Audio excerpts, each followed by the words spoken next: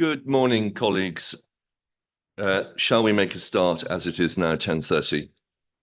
I would like to welcome members of the public to this meeting of Cambridgeshire County Council, particularly those watching the live stream on the Council's YouTube channel. The Council supports the principle of transparency and encourages filming and recording and taking photographs at its meetings that are open to this public. Members are advised this meeting that might therefore be filmed, recorded or photographed. Please, can I ask all members, including Councillor Connor, to turn their mobile phones to silent or vibrate whilst the meeting is taking place.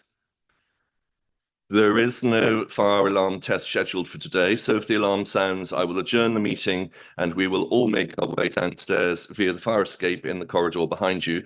The muster point is at the far end of the building. I've received apologies from Councillors MacDonald, Prentice, Howell, Gardner, Bywater, Jonas King, Gowing and Bowden. Do I have any other apologies? The next item on the agenda is the approval of the minutes of the meeting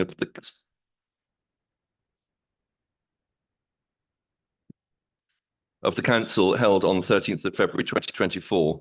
The Council is asked to agree these as a correct record. If any member does not agree, please raise your hand now.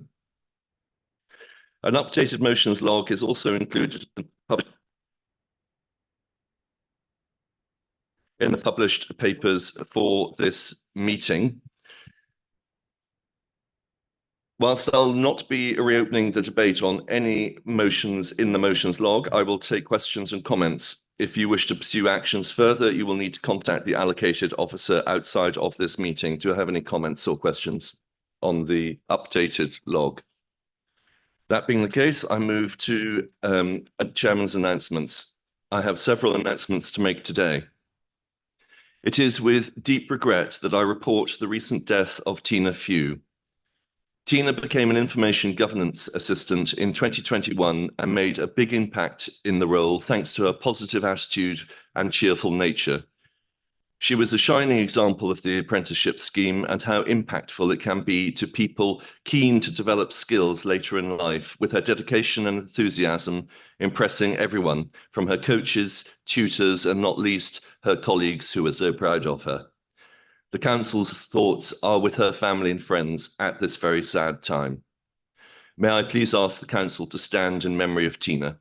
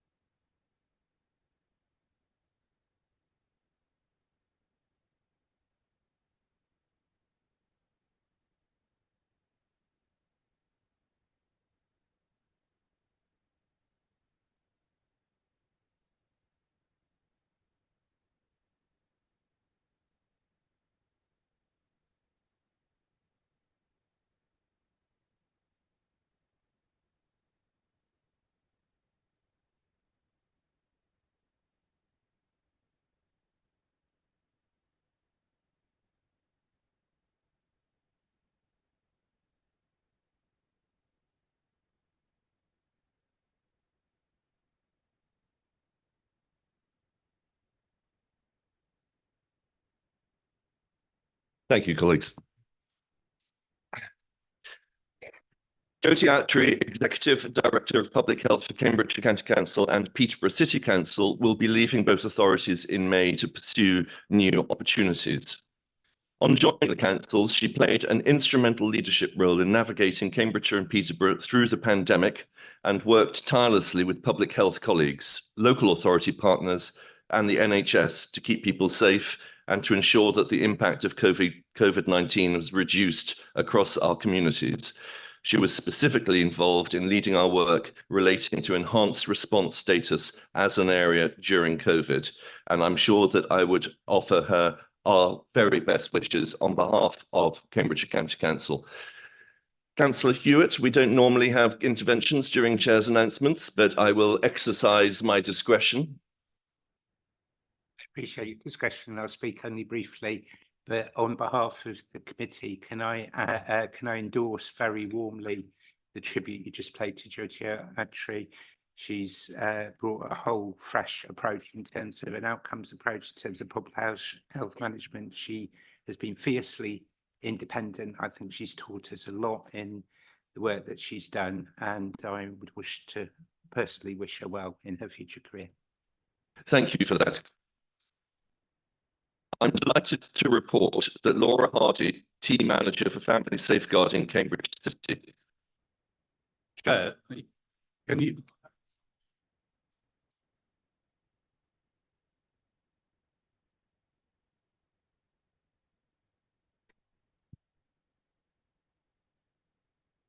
I'll start that again.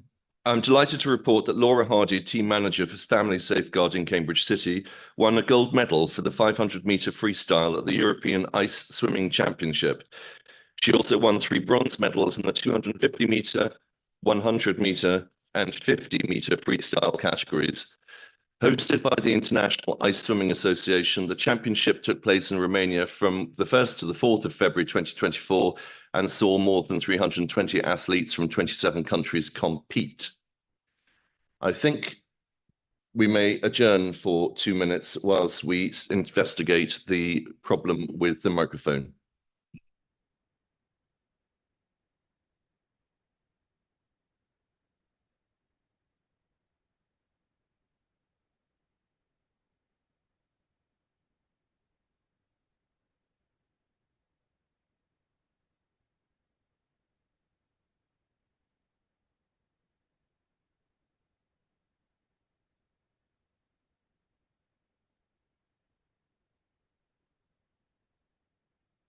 We'll see how that goes.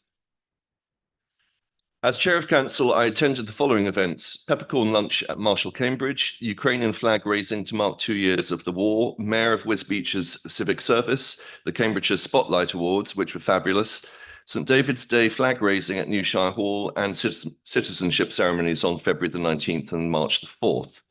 I'd like to thank my Vice Chair for attending the Commonwealth and St Patrick's Day flag raising at Newshire Hall and citizenship ceremonies on March the 11th. I'd also like to thank the former Chair of Council, Councillor Stephen Ferguson, for attending the installation of the Right Reverend Debbie Sellen as the 39th Bishop of Peterborough at Peterborough Cathedral on my behalf. That concludes the announcements for today. Next on the agenda is declarations of interest. Under this item, members are asked to declare interests under the Code of Conduct in any item on the agenda for today's meeting, if they are not registered on the Register of Interests. May I have any declarations now, please? There being none, we move on to public question time. This allows members of the public to ask questions at the council meeting, provided they have given advance notice. The council has received notice of 2 questions, the content of which has been circulated electronically to all members and published on the council's website. Can I ask Fenland District Councillor Foyce Beard to come forward and ask her question? You are very welcome. Lovely, thank you. Fenland District Council approached Cambridgeshire County Council asking for them to cooperate in the investigation of a possible judicial review of the decision regarding the energy from waste. Cambridgeshire County Council refused to do so. Cambridgeshire County Council has also failed to respond to Fenland District Council in a request to share any costs of a judicial review. As a resident of Wisbeach, I'd like to ask, why has the County Council gone back on its commitment to do everything in its power to oppose the incinerator? Thank you. Thank you for your question. Councillor Dupre, you have 2 minutes to respond. Thank you very much, Chair. Firstly, I'd like to thank Councillor Foyce Beard for her question. 2 days after the debate on the incinerator at Fenland District Council on Monday, the 26th of February, the County Council's Chief Executive wrote to the Corporate Director at Fenland District Council on behalf of Cambridgeshire County Council. The position of this council, as stated in that communication, was that we are disappointed at the decision of the Secretary of State in regard to this consent. Opposition to this proposal remains our clear, stated and formal position across all our political groups on this authority. Our understanding of the wording of Fenland District Council's motion is that Fenland District Council would seek Council's opinion, then approach us to see whether or not we would consider supporting a contribution to a judicial review if proceeding, along with other parties. The Fenland District Council motion, as approved, authorised the District Council to obtain Council's opinion on the merits or otherwise of the case. As a JR is possible only on narrow legal grounds, it seemed to us, and we believe to Fenland District Council, that the legal counsel instructed by the District Council would be best qualified to review the decision to see if a JR was likely to succeed, rather than asking officers of this council to identify potential legal grounds for challenge. If council instructed by Fenland District Council feels that a JR has a reasonable prospect of success and Fenland advises this council accordingly, our officers will then be in a position to advise us further.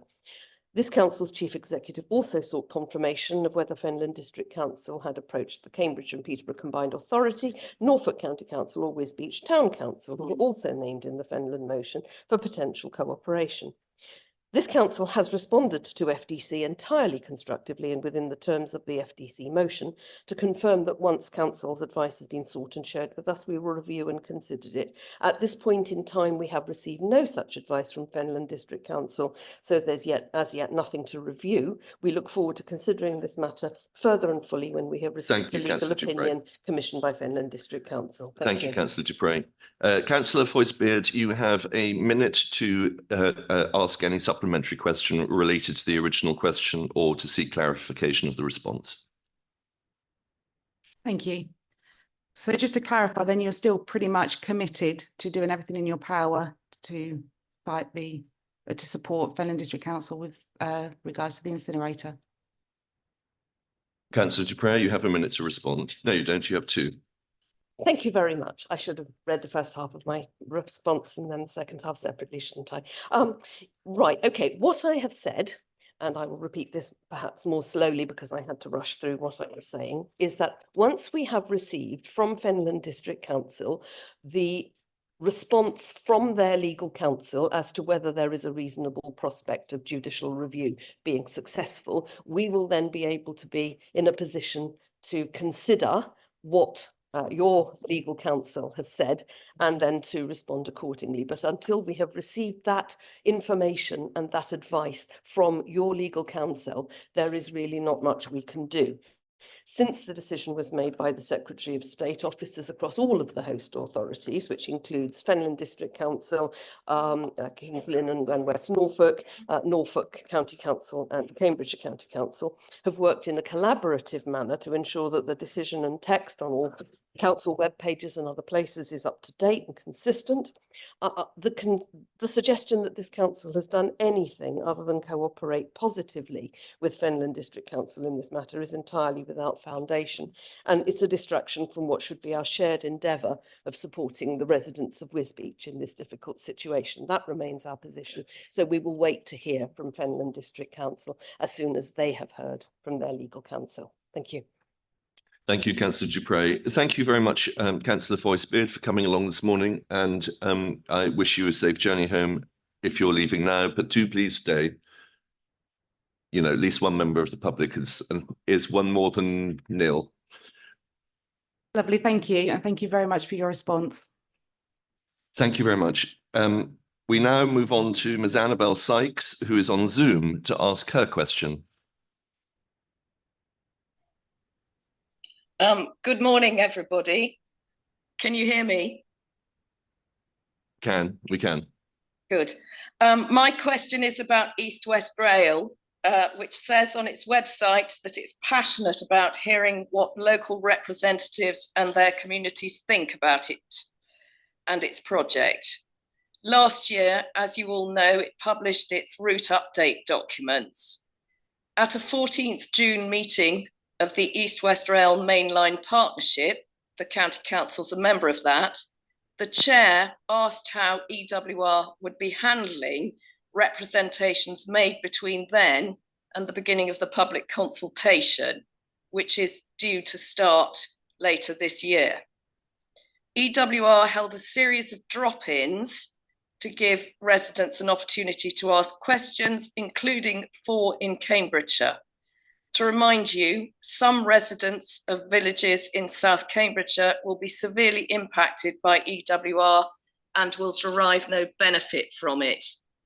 An FOI shows that EWR did not keep notes of the questions asked at any of these drop-in meetings. Would the County Council please raise this formally with EWR, both directly and at tomorrow's meeting of the Strategic Board of the East-West Mainline Partnership, and take such other action as it sees fit? Please would the County Council also write to EWR in relation to the forthcoming statutory consultation and ask them to include comprehensive supporting material such as photo montages, elevation and land use maps, details of road rerouting, bridleways, highways, etc., anticipated disruption to all existing rail services, and location and approximate size of construction compounds, plus road closures and diversions. Thank you very much for that question. Councillor Beckett, you have 2 minutes to respond. Thank you very much for your question, Ms Sykes. It was disappointing to hear that the East West Rail Company did not keep notes of the questions asked at drop-in meetings. Officers working on the Council's position in relation to the East West Rail Company's proposals will formally raise the issue and reiterate the importance of records being kept of questions raised at events and of the East West Rail Company's response to them. Officers will also reiterate the importance of records being kept of all engagement/drop-in sessions throughout the statutory consultation when it takes place. In Cambridgeshire County Council's ongoing discussions on East West Rail, officers have consistently requested that East West Rail Company provide as much information as possible as part of stage 1 of the statutory consultation, and to make sure that the information is pitched at the right level. This includes providing plans which are accessible and clear to the public, as well as the more detailed drawings and information that the Council and other stakeholders will need to assess the proposals and its local impacts in detail. In addition, as part of Cambridgeshire County Council's statutory response to the statement of community consultation with East West Rail, the Council will continue to advocate for East West Rail to provide as much supporting material as possible as part of their statutory consultations. The leader of the Council has, in recent correspondence with the Chief Executive of the East West Rail Company, raised the issue of the upcoming consultations needing to be inclusive, and it must present robust and clear information to the public. Thank you. Thank you, Councillor Beckett. Ms Sykes, do you have a supplementary question, please? Yes, I do, actually.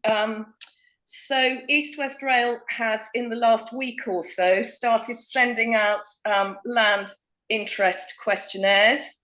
It gave little or no notice to the local representatives groups of its intention to do so, and very little information.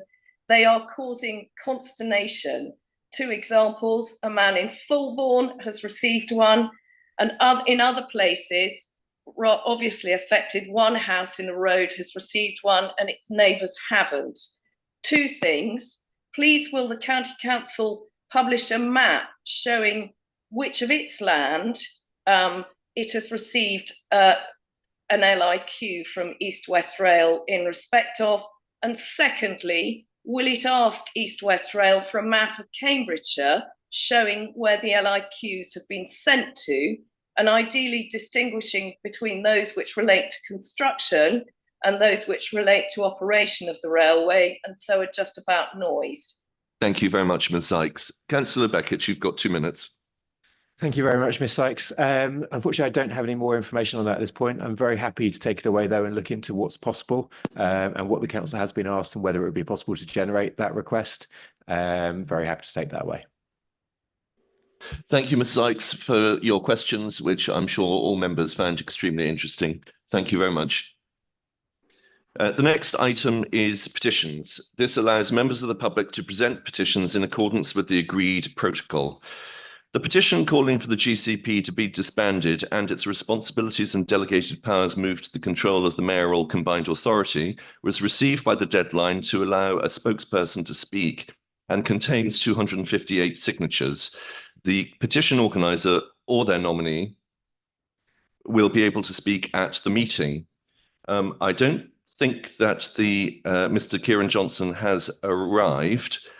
So there will be no public speaking on this.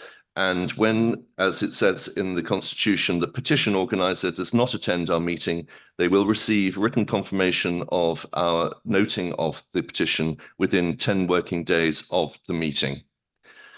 Before I proceed with the rest of the agenda, can I remind you about the audio and voting system? In order to register to speak, can you raise your hand and I will add you to my list of speakers, or my glamorous assistant will. When I invite you to speak, please press your mic button. If you wish to raise a point of order or a point of personal explanation, you will need to raise your hand. Do not press any buttons. I intend to be strict about both of these. Raising a point of order means that the member believes that there's been a breach of the council rules of procedure or law, so I will require the member to indicate the rule or law which he or she considers has been broken. If this is challenged, I as chair will make the final decision. A point of personal explanation may only relate to some material part of an earlier speech by the member raising the point, which again may appear to have been misunderstood in the present debate. Again, I will make the final decision. I'd also like to remind members that if a member rises on either of these points, any other member currently speaking should immediately stop until the point has been determined. And just a courtesy reminder that all speeches from members must be addressed through the chair, however tempting it is to address people directly. So we move now to items for determination from the Staffing and Appeals Committee. Next item is 6A, and a recommendation to full council from the Staffing and Appeals Committee relating to the Senior Manager Pay Data and Chief Officer Pay Policy Statement. Can I ask the Chair of the Staffing and Appeals Committee, Councillor Murphy, to move that the recommendation set out on page 2 of the agenda be adopted, and ask the Vice Chair, Councillor Black, to second. Councillor Murphy. Thank you. I'd like to move it, and may I speak now? Now is your moment. Thank you very much. So, colleagues, there are 3 matters from Staffing and Appeals Committee which met on the 5th of March 2024, which we're recommending to you unanimously today for approval. I'd just like to mention a few points arising from each of these 3 matters. First of all, in terms of the transparency data, this is actually a legislative requirement which is designed to make local authorities more transparent and accountable to local people by requiring that we publish certain information about what staff are paid. For example, we have to report a lot of details about individuals who earn high salaries. We have to report their names, the post, title, team, grade, salary range, and salary ceiling point for the top 3 tiers of the organisation, and so on. We have 7 posts where people earn more than 150,000, and we have 36 posts in tier 1 to 3 of the organisation in the reporting period, and this compares with 37 in the previous years. Of these posts, 36 posts, 4 are shared with Peterborough City Council. We have 260 officers with a total earning of £50,000 or more, and this is an increase of 61 posts compared with the previous year. But the £50,000 threshold is a static figure, and so it is natural that the numbers above this will rise with inflation and so on. The median salary for Cambridgeshire County Council is £28,770, and we were interested that this is actually down 4% from the previous year. The median salary obviously is less sensitive to changes in top pay rates. So we were interested in why that is, and it could be to do with restructuring. The pay ratio, the multiple of the chief executive's salary compared to the median, showed a slight increase, but this was broadly in line. We're reassured it's broadly in line with neighbouring authorities. We also considered this along with Chief Officer's Pay Policy Statement, an annual report which defines details of the pay policy in practice in relation to all statutory and non-statutory officers. It covers the senior officer pay scale, and note that the pay scale for the leadership team is published on our website. In terms of pay gap reporting, just a few things to note. We cover gender pay gap, which is required by law, and we also look at ethnicity pay gap, which is a discretionary element. A few things to note are that it is really a snapshot of the council's pay data so it doesn't sit alongside the transparency data. There is a median gender pay gap of 8.38%, which is too high, and it is up a bit from last year, not significantly so, but there are a number of reasons why this may be, and officers are exploring this.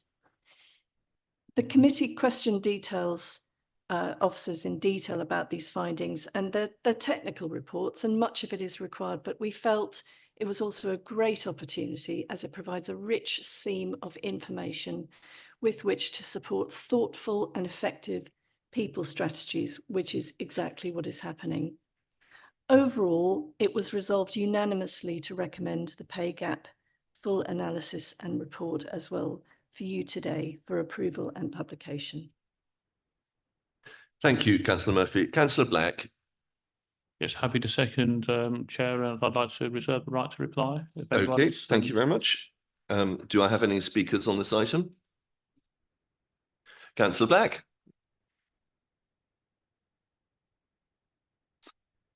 Thanks very much, Chair. I would just like to add to what Councillor Murphy has said. I think we're all a bit woke now, aren't we? And I think it is a good thing that this council takes seriously the gender pay gap, which it is obliged by law to do, and also is using its discretion to look at the ethnic minority pay gap as well.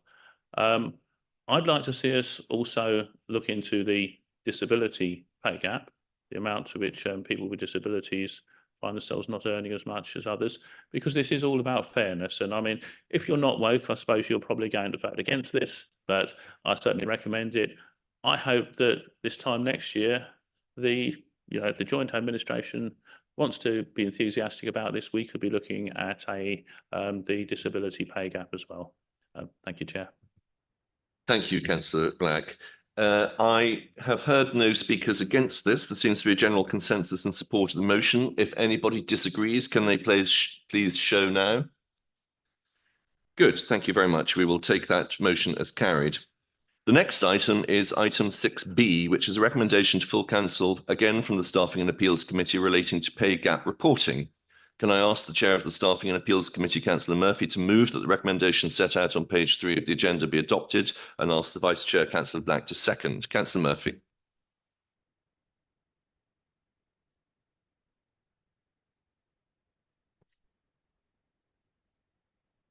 So this is the pay gap reporting.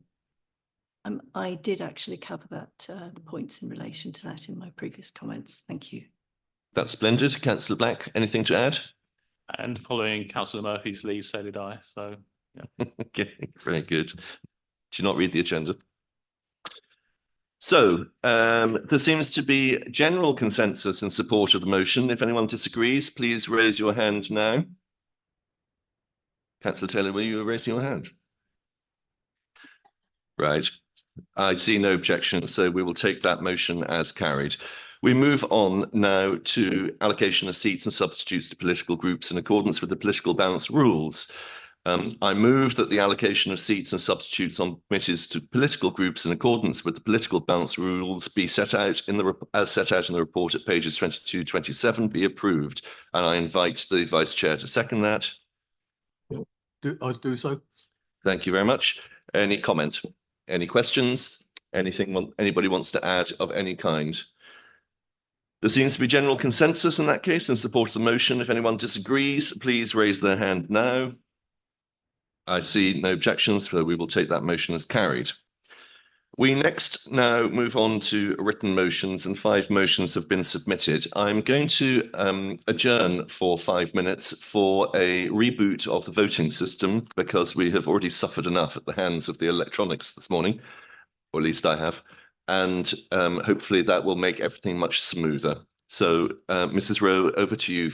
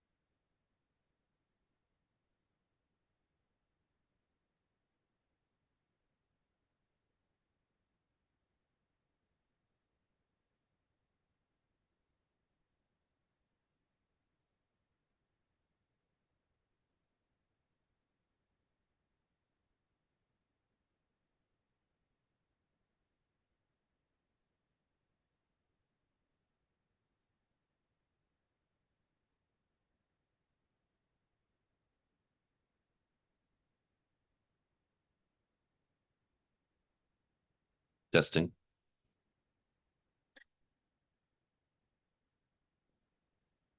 Yeah.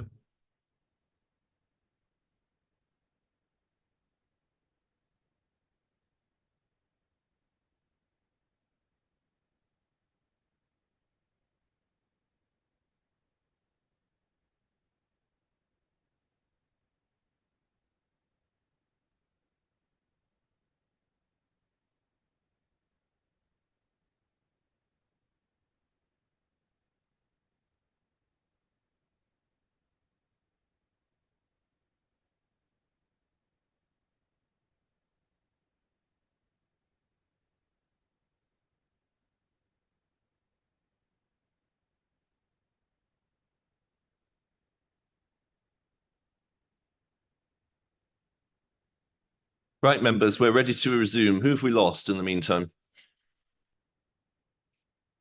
Councillor van der Ven, I see, is not. Oh, there she is.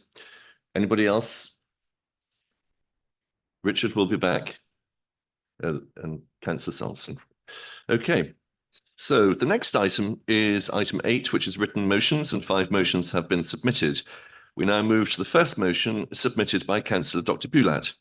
Can I ask Councillor Dr. Bulat to move and speak to a motion as set out on pages 3, 4 and 5 of the Council agenda? Councillor Dr. Bulat. Thank you, Chair. Last year, I was at the pub, as one does after full council, and one of my friends started speaking about his experience, his quite dire experience living in defense housing. Now, the conversation quickly turned into a debate on whether the government can, should, or would, 3 different questions, do anything about this.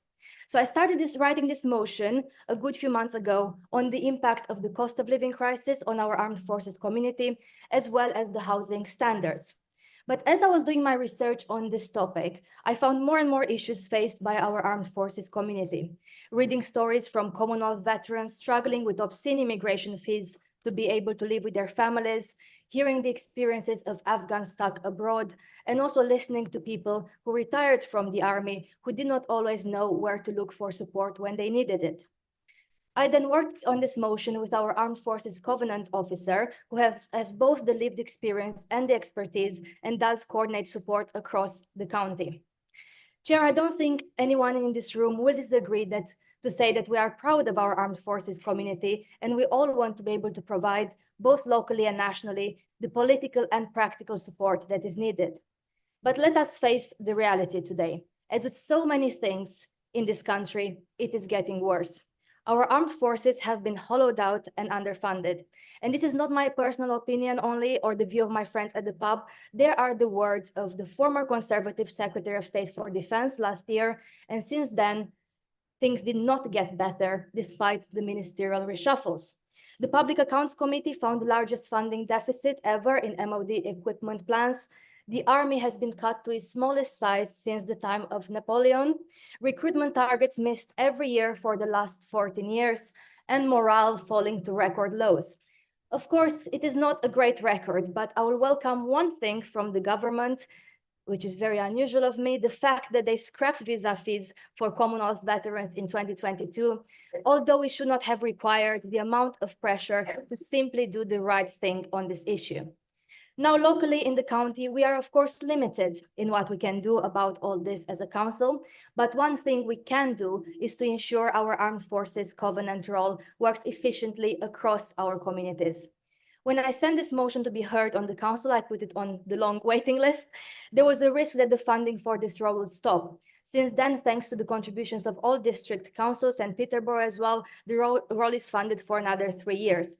But the point of this motion is not whether we have the funding for 1 year, 2 years, or 5 years. It's to say that this crucial coordination role should be funded centrally with long-term sustainable grants everywhere across the UK. Now, Chair, I know that some colleagues really don't like writing letters to government. And I have a lot of spare pens if the chief exec needs one. But seriously, this is because what actually needs to be changed to help us locally to do our work actually lies in the hands of central government. And I also strongly believe in our role as locally elected representatives to put pressure on whoever the government of the day is to ensure our communities in Cambridgeshire get the best deal they can get. First, on the cost of living crisis, Government can and should provide additional basic financial support to service personnel by capping food and accommodation charges for at least the next year, because we are still in the middle of a cost of living crisis. Second, I do think we should ask on behalf of the communities that we represent for government to step up plans to allow Afghan refugees who served to get safely to the UK. And finally, on Commonwealth veterans, again, this is something we don't have control over, but if government scrapped the fees for veterans, why not for their spouses and their children, so everyone can have a family life? And this, of course, does affect us locally because we speak to people who are in those situations in our divisions. The motion text and briefing have a lot more detail, and you have all the different local facts in the briefing. But the fundamental question of this motion today is, do we actually want to show support to our armed forces in one voice as a united council? And yes, this includes our armed forces who happen not to be born in the UK, but nevertheless serve this country and their families as well. Or do we want to be divided on this important issue for our communities across Cambridgeshire? And on that note, Chair, I am very much looking forward to the debate. Thank you. Thank you, Councillor Dr. Bulat. Do you have a seconder? Yes, Councillor Van der Ven. Councillor Dr. Van der Ven, would you like to speak now, or would you like to reserve your right to speak? Now, please. Proceed. Thank you. I'm delighted to second Councillor Bulat's motion and would like to thank her for bringing it forward and for all the work undertaken in its preparation. As County and District Councillor for Bassingbourn, I'm proud to say that the barracks community, as it is known locally, is at the heart of the life of Bassingbourn and indeed surrounding villages, including Wadden, population 500, which recently led a local highways improvement scheme on the A1198 that aimed, among other things, to improve highway safety into the main barracks gateway. People really care about the welfare of the barracks community. Regular liaison across the wire takes place in many forms, and the Armed Forces Covenant Officer, Tommy Kelly, acts as a true bridge between the barracks community and County Council social services and other services, working alongside our communities and children and young people's team who provide vital support to young families. Earlier this month at the Barracks Welfare Unit, we saw the amazing work of its youth club provision. Cost of living pressures for barracks families are well known and have taken many forms, including unaffordable heating and uninsulated accommodation. I wholeheartedly support the proposal for a review into accommodation and food charges and allowances. It shocks me that we should also need to ask the Chief Exec to write to the Minister of State for Immigration and the Minister of State for Veteran Affairs to outline this Council's support for all spouses and children of Commonwealth veterans to be granted the right to remain at the same time as serving Commonwealth veterans without fees. I became aware of the multitude of types of British nationality and association when I applied for British citizenship, discovering that there are thousands of people across this world who are entitled to serve the United Kingdom and indeed entitled to give their lives in service to the United Kingdom, but who are not necessarily entitled to receive natural reciprocal support, including the right to come to the UK and live safely in the country they have served. The matter of families of Commonwealth veterans and their families, and their children is vitally important, as is that of Afghan refugees who have served and supported the UK in Afghanistan. Thank you. Thank you for that, Councillor Dr. Van der Ven. Okay, so the debate now is open, and my first speaker is Councillor Hoy. Yes, thank you. It was just on the first point of the recommendations, asking for funding for an officer. I was just a bit confused about this because I was at an FTC cabinet meeting yesterday, and FTC, I don't know, obviously you can't speak for other councils, but FTC agreed to partially fund a role, which they've been doing already. So I don't understand why we're calling on the districts to do something they're already doing. Hope that's just maybe a misunderstanding rather than trying to sort of say the county council's doing something rather than the districts. I'm sure Councillor Dr. Bulat will pick that up in her closing remarks. Do I have any other speakers? Councillor Count. Yes, thank you, Chair. The first thing I'd like to talk about or say is my thanks not to Councillor Boulat at this point in time, but thanks to those who served in our armed forces, both in the past and at present, and the brave, courageous, fantastic job that they do, and their families at home that miss them and are worried if they come back. It's probably one of the few jobs where you put your life on the line for your country. I know other jobs are dangerous, but you literally sign up and say, I will, if necessary, give my life up in defence of this country. So when they come home, I think it's absolutely right that we do everything possible to support them and make sure that they're not unfairly treated. For that reason, going back to 2011, there was a national move to create these, to have covenants with the armed forces, which we signed up to. And I think we've held our end up of that bargain very well, first through our, both with officers, but also our members. Councillor Mac Maguire, our former colleague and member, embraced that role for over about 10 years. And that was later taken on by the current chair, Councillor Kindersley, who I'm sure did an equally good job. And I think that we've taken all our roles seriously, which is why today it's never been political before. So I'm disappointed at what I've got in front of us. I'm disappointed that it's become a political football used by somebody who's going to be standing as an MP to actually lobby and talk about things at national government. There's so many things we do at a local level that could have been here. Mental health provision would have been probably at the forefront for me, the district councils with homes. But actually what we've got is 4 recommendations. The first recommendation is to ask for money that Councillor Boulat knew was agreed to on the 31st of January this year. So anybody in the outside world not listening to this debate that has published this motion thinks, oh, the county council, Alex, doing a fantastic job asking for money for this officer. But this officer was agreed by email in confirmation to Councillor Alex Boulat, was confirmed as funding on 31st Jan. Now, I'm not sure if Councillor Boulat became aware that I have this information, we have this information, but to row back in the introductory speech today and say it's not about whether we have funding, which is actually what's in the speech, it's whether it should be coming from central government in future years. That's not in the motion. That was in the speech as a sort of, let's cover off that annoying point. The other 3 recommendations are to write letters to government. Why are you always writing letters to government? Why can't you actually think we've got a £700 million a year organisation? Isn't there something we should be doing, something we should be doing better?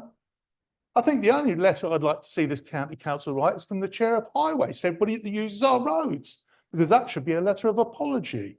So I'm not really in favour of just writing letters. I'm much more in favour, if somebody brings a motion, of actually asking the county council to do something.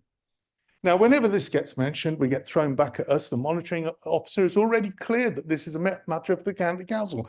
And we can see where you've got your hook on that. This is a matter for the county council because we have a armed forces covenant officer, etc. So that's a matter. But all of the political stuff that went on, that isn't. So many things are getting worse. Cost of living crisis from the party that decide every year that taxing to the max is the only way to go. We had the leader of the Labour group saying even if we didn't need the tax to balance the budget, we'd still tax to the max for services. That's up to £72 a year for a household. That's from the group whose mayor put on £36 a year for buses because they couldn't get central government bus money. So I'm not sure where I am with writing these letters because some of them have some good points, but it doesn't do very much. This motion asks for money that's already received, and then it asks to write 3 letters. If you're going to put motions in front of us, please don't make them political like this. Actually seek to achieve some outcomes that improve the lives. Thank you, Councillor Count. Councillor Tierney.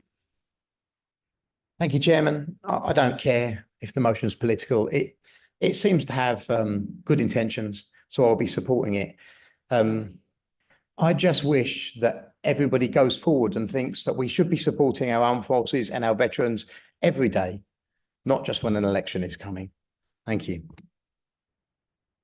Thank you for that, Councillor Tierney. I have nobody else has indicated that they wish to speak. No, in which case, Councillor Boulat, would you like to sum up?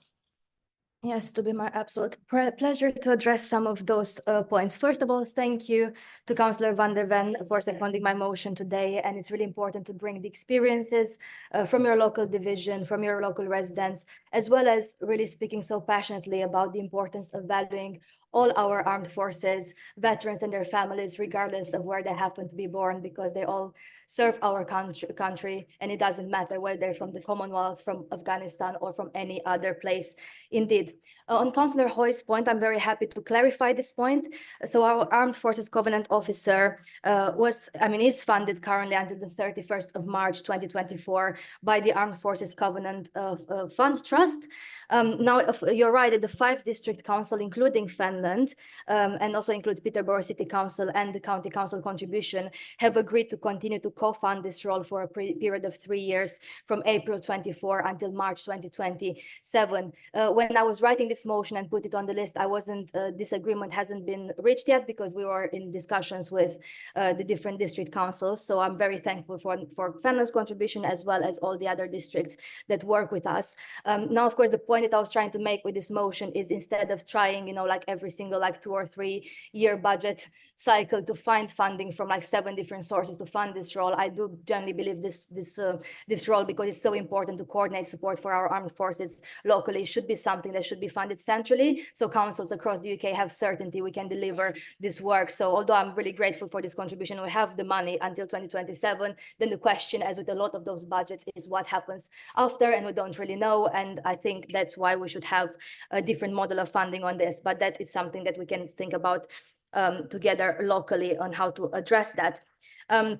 Now, Councillor Tierney, I do thank you for supporting this motion. And yes, I totally agree with you. We shouldn't only support our armed forces on election time, whether it's local or national. I do have many friends who have served in the army, friends who are currently serving in the army.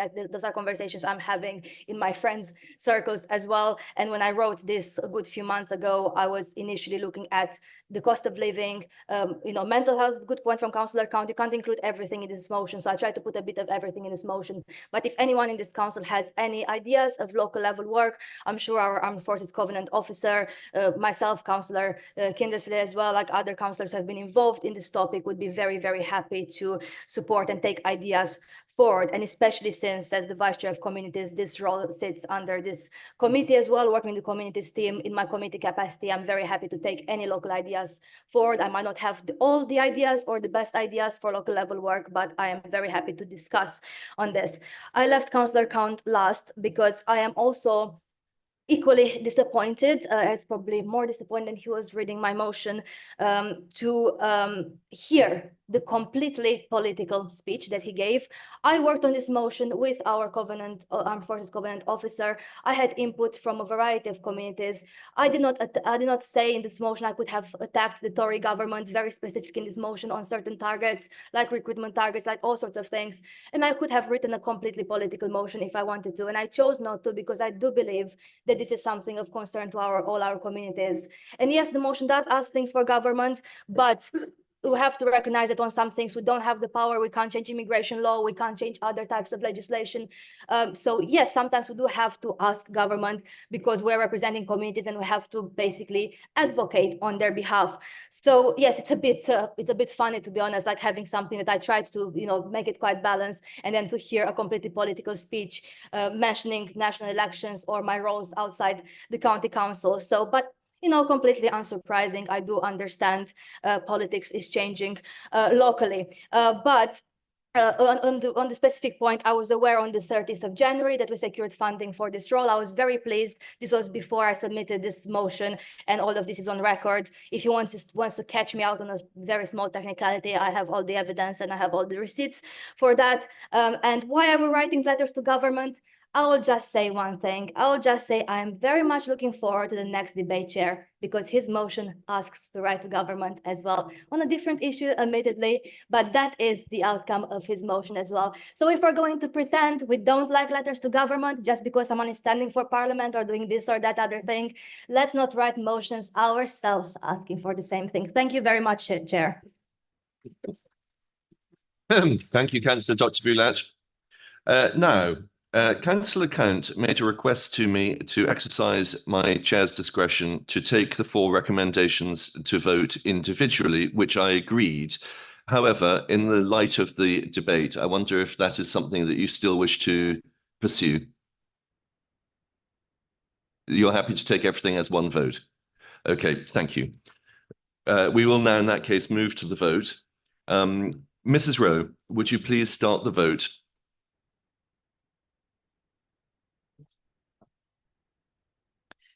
Members in favour of the motion, please press the button underneath the word yes. Members against the motion, please press the button underneath the word no. Members wishing to abstain, please press the button underneath the word abstain.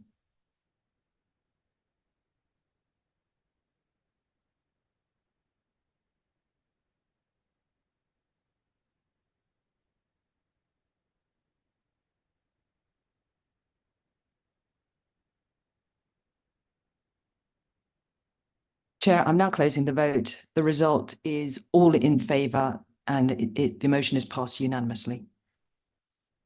Thank you, Mrs. Rowe. That concludes discussion of the first motion. We now move to the second motion submitted by Councillor Count.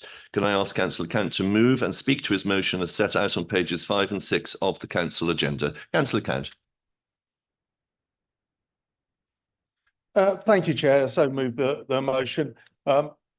At its very simplest form, this is disbanding the GCP, moving all the powers and responsibilities and funding of the GCP into the combined authority. That's in its very simplest remit. I think I'll start off with the letter because the letter is needed to go to government because the government controls this area of direct responsibility that we're part of. Whereas in the previous motion, the letters were about what the government controls and what they deliver. So huge, huge difference. In terms of the reasoning behind this, I think if you've got a shirt or a blouse, don't want to be sexist, and you drop some beetroot or ketchup on it, it leaves a stain. And no matter how hard you try, that stain is indelible and sits there. And this is what's happened with the GCP. The GCP is not a disembodied organisation. It is an organisation under the control of Labour and Liberal Democrats. Not the GCP, it is under the control of Labour and Liberal Democrats. And the Labour and Liberal Democrat parties tried to bring forward a congestion charge.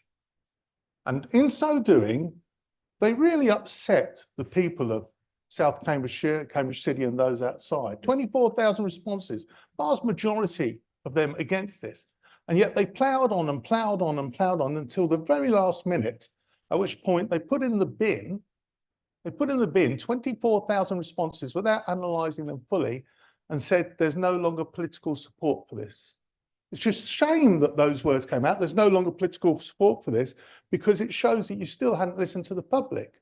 What you should have said was, it's clear the public don't want this and we need to change direction. And now that stain on the GCP, the stain on the Labour Party, the stain on the Liberal Democrats still remains like a beetroot stain on your shirt or blouse. So anything the GCP tries to do now is tainted.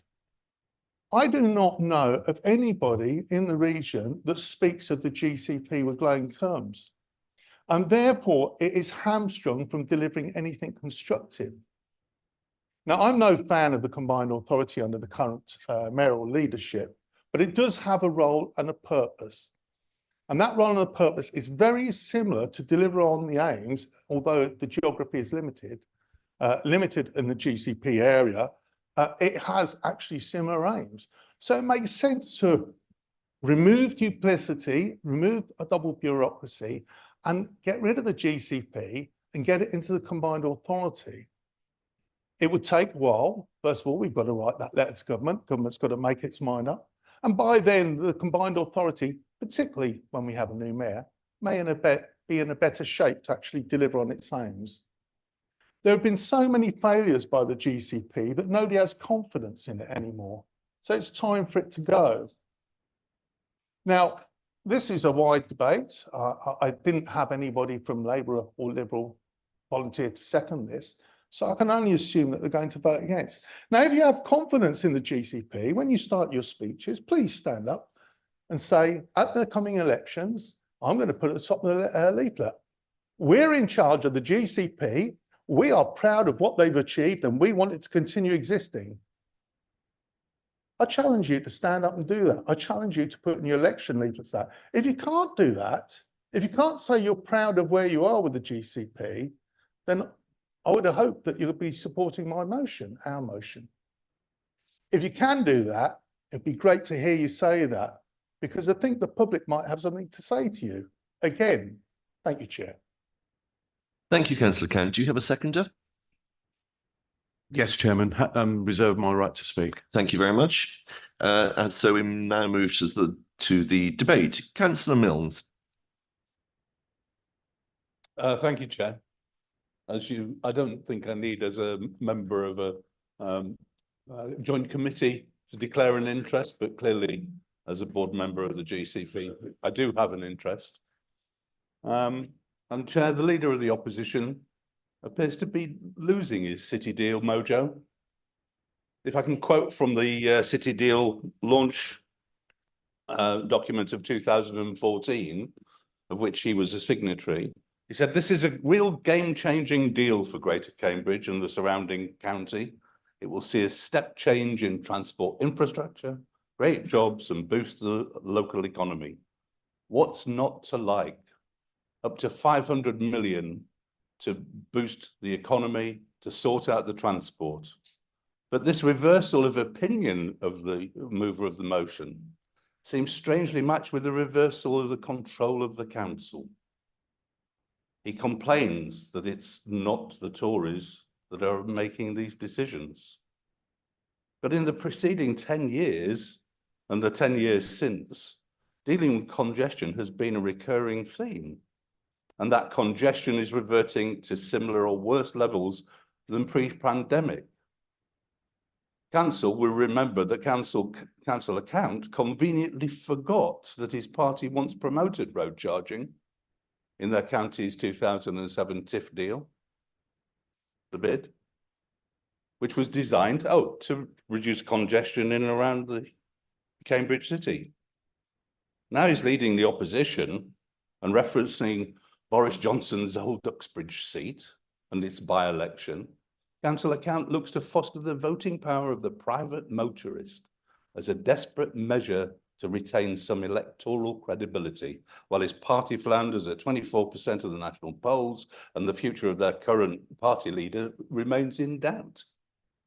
He seeks to abandon previously supported policy on some bonfire of the vanities. Scrap this, scrap that. Never mind, like you, Les, that were Tory-originated plans.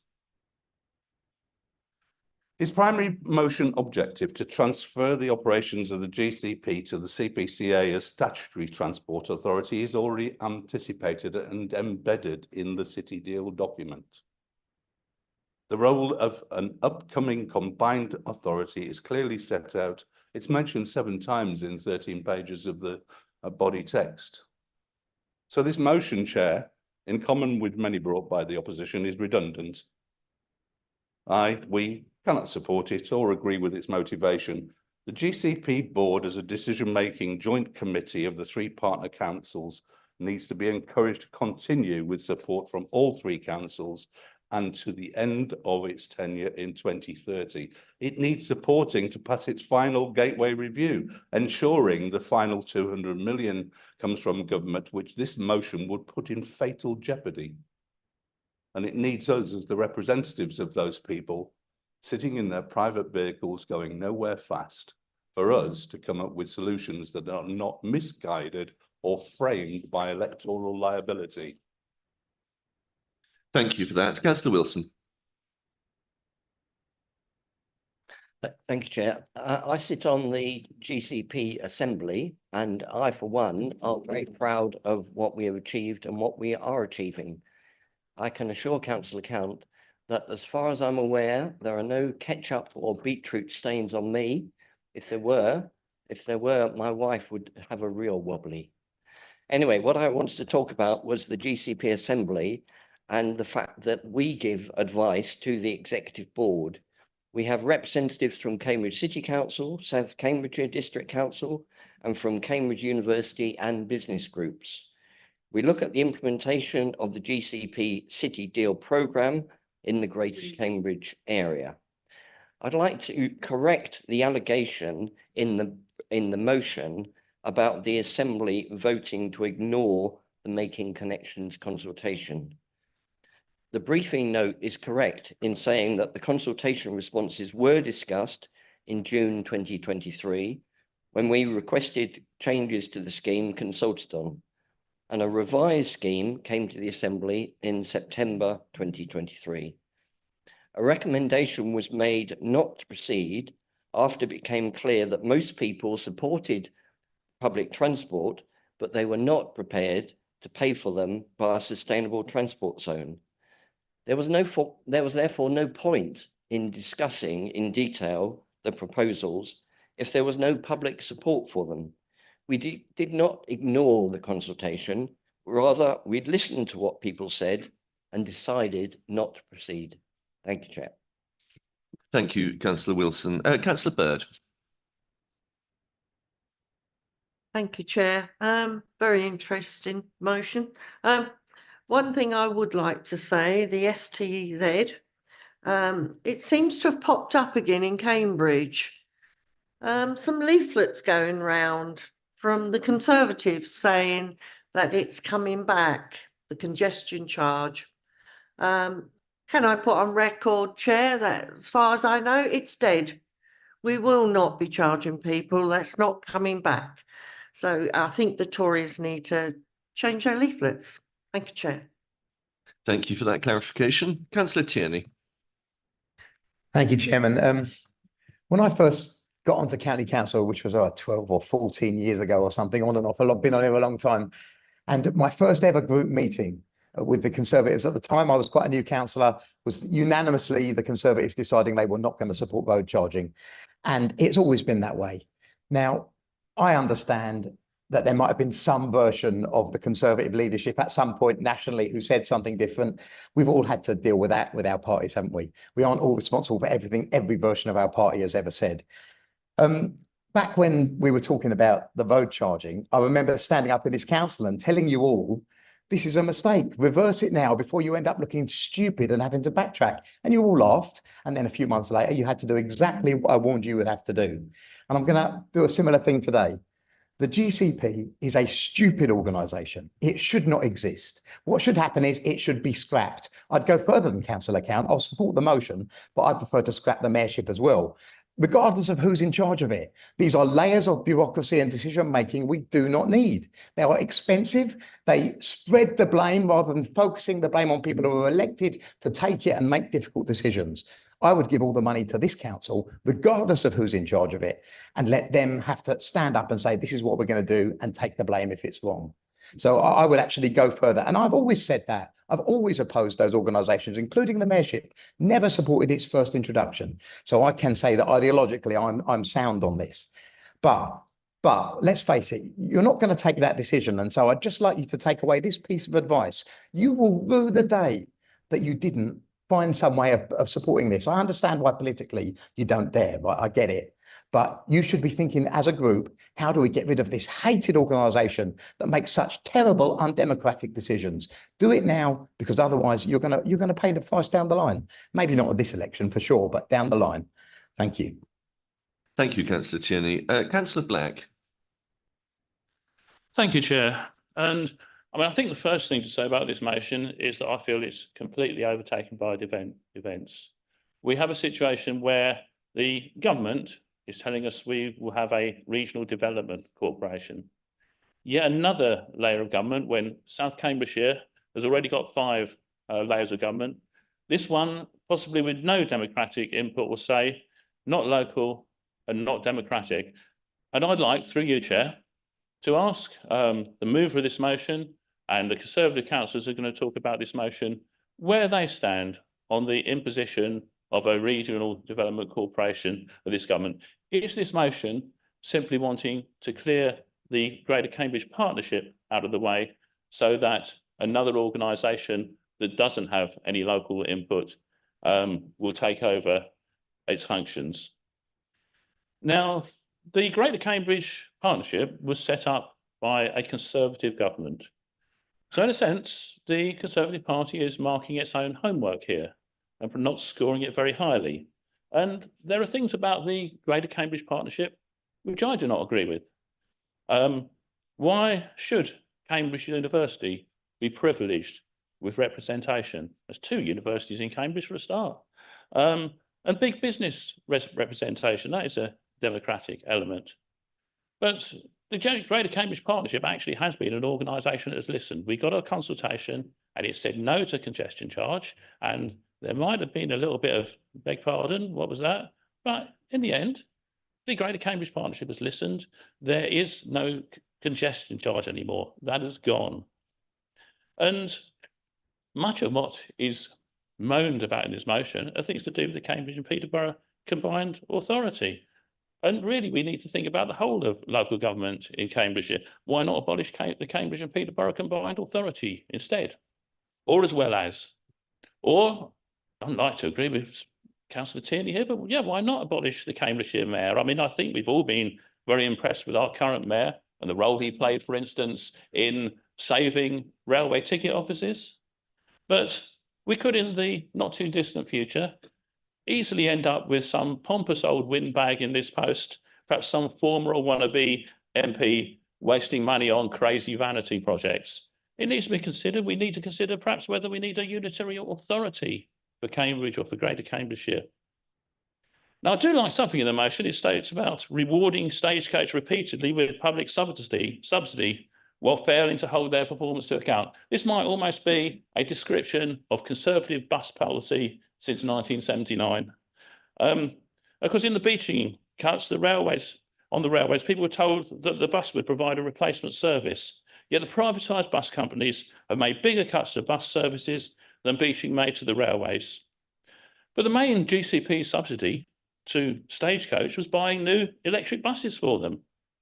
But the Cambridge and Peterborough Combined Authority paid just as much for a quarter of those buses, and the Conservative government also paid for another quarter of those buses. And certainly I am inclined to ask, why on earth can't Stagecoach pay for their own blasted buses?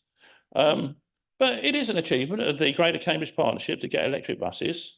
As a profit-making company, it was not going to do anything for the environment of its own will. And I'd say, well, if the public has to pay for buses, why can't we own those buses? And why can't we have a bus service that is run by the public for the public's benefit rather than for private profit? And in the old days, ordinary working class people sometimes got so desperately that they would hold up a stagecoach and commit daylight robbery. But nowadays, the table is turned. Nowadays, Stagecoach holds up ordinary working class people. And there's a weird idea that you can get rid of the partnership without getting rid of all the money. The negotiation with the government for the GCP made it clear you could only have the money if you had the Greater Cambridgeshire Partnership. So the answer to asking this is clearly going to be no. And I don't think we should be sending Stephen Moyer out to ask silly questions. I know he's a very persuasive man, but I don't think he's that persuasive. And the stupidest thing is to suggest in a motion that we try to change an element of local government now. Hopefully, well, we will have a general election. We will have a new government elected of whatever complexion. I think we need to talk to that government and see what they want to do about local government in Cambridgeshire. So I shall be voting against this motion, which is clearly a waste of time looking for a cheap press release. Thank you, Councillor Black. I have 2 points. Councillor Gay, did you indicate to speak? Okay, that's fine. I'll add you to the list. The second point, I just want to remind councillors to remember that GCP employees are employees of the County Council, and therefore all councillors, as the GCP employer, has a duty of care for the staff of the GCP. So I'm not inviting you to moderate your comments or to curtail debate, but I would ask you to please bear that in mind. Councillor Beckett. Thank you, Chair. In 2014, the City Seal was signed, bringing the Greater Cambridge Partnership into life, a document signed by Councillor Count with him on its board. Its purpose to innovatively address our unique challenges in a growing area. It strikes me as noteworthy that its existence is now called into question during a period that coincides with a shift in council leadership, a decline in the Conservative Party, which leads to it now having no members on the board. Indeed, it was interesting last night looking through previous meeting minutes and reading the minutes from the board where Councillor Roger Hickford was the Conservative county representative discussing many of these projects this motion seeks to condemn. I find it interesting that Councillor Count didn't call into question the GCP leadership at this time, but then I don't think Councillor Count would ever call into question anything involving Councillor Hickford, that fine, upstanding member. The GCP was established with a vision for a more connected and sustainable Cambridge, an ambition that remains as pressing today as it was then. It's understandable that perspectives can shift with time, and the temptation to reshape or rebrand structures that we once championed can be a reflection of evolving politics, especially with leadership changes. Yet as stewards of public trust and resource, our decisions must transcend personal affiliations and focus squarely on the long-term benefits for our constituents. The GCP has indeed encountered its share of challenges and controversies. This is the nature of any body tasked with trailblazing change.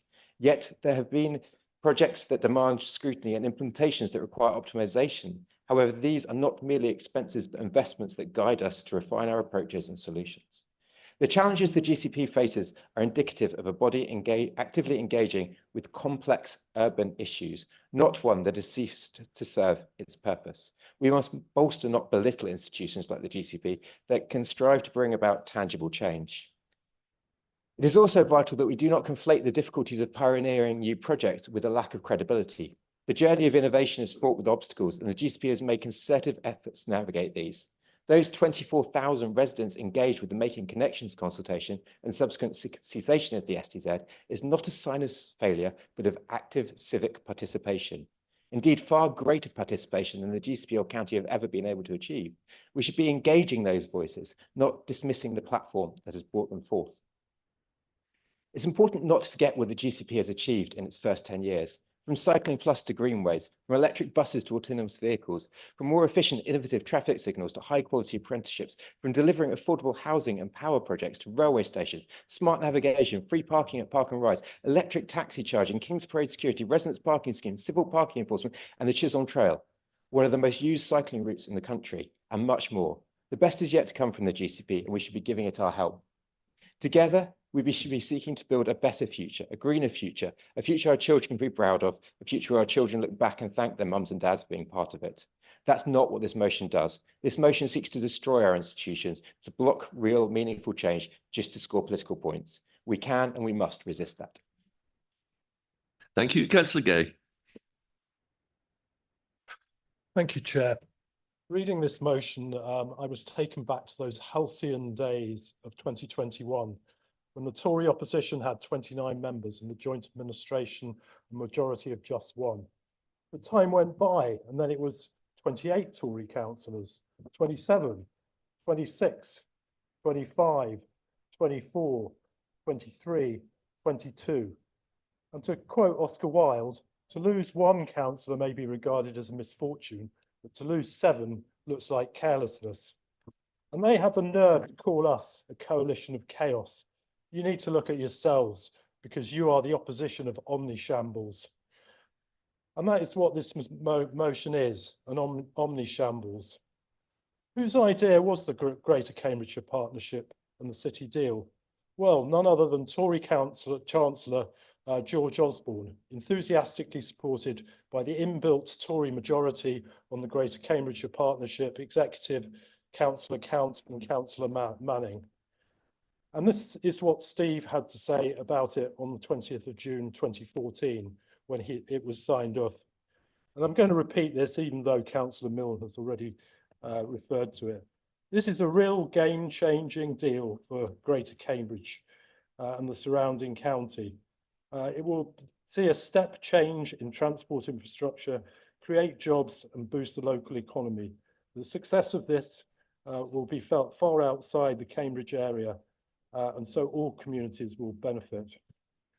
And the Greater Cambridgeshire Partnership has delivered a large number of benefits, to Cambridge area and the greater region, although of course there have been some failures. Of course, Osborne's intentions were nakedly political. At that time, East England was a sea of blue, one tiny dot of red. Osborne thought he could lock a Tory majority in Cambridgeshire, but it didn't work out that way. And the forthcoming tsunami could leave behind a sea with a very different colour. Thank you. Councillor Hunt. Thank you, Chair. Many years ago, when I was a county councillor then as well, we were discussing what was called then the city deal. And I remember having concerns about it because it seemed to me it was going to give a lot of money to the Cambridge area and East Cams and Fenland, where I represent, or East Cams, seemed to be ignored. But I was assured, don't worry, the money's going to go to Cambridge, but it will mean that the spare money will go to East Cams. East Cams won't lose out of this. It won't be Cambridge centric. It'll be your area will get plenty. Well, I don't think that's happened. It still seems that the changed name has not changed where the money goes, and it seems to go to Cambridge and South Cams and Cambridge City. I'm really quite surprised with the university being a member of this. One, they're unelected, and two, I seem to think from my history lessons that a very long time ago the universities had members of parliament, but I don't know which act it was, but that was actually got rid of. I mean, why should these people who are not elected have a say in what goes on in this county? I think it's really quite bizarre. And actually, I have to say that the Greater Cambridge Partnership, although the people sitting there are elected members already, but they haven't been elected to the Greater Cambridge Partnership. And I consider them, frankly, to just be a hurdle to democracy, and a Cambridge-centric one at that. And I certainly will be supporting Councillor Count's motion. Thank you. Councillor Moschini. Thank you very much, Mr. Chairman. So 1 month ago, give or take a few days, we were here discussing what is arguably the most important piece of business this council ever passes, i.e. our budget. And it was a bit sad to see the opposition benches a little bit depleted at that point. But now, given that our favourite punching bag is the subject of discussion, I can see that the attendance is far more healthy, and I'm pleased to see that is the case. I suppose, including through you, Mr. Chairman, I am sure that you will be able to convey my wishes to Councillor Fuller for a good flight back. And it's very nice to see him today. But, in terms of everybody's favourite punching bags, I mean, seriously, let us not forget who put this into existence and who controlled it until 2021. Now, I don't remember any motions like these coming forward until 2021. 2.1 majority on the board until 2018, when South Cams changed colour. All major programme decisions made by the GCP that we are still carrying forward right now. Camborne to Cambridge, which you voted against last year, CSET, all of these programme decisions were made when the board was controlled 2-1 by the Conservatives. And they chaired the board until 2021, when the last control of Cambridgeshire County Council changed. It is in the case for the prosecution, as we would call it, that there has been, how dare the GCP have had an overspend on the Chisholm Trail project. Now, I have here, and that is my Exhibit B, from which I am about to read.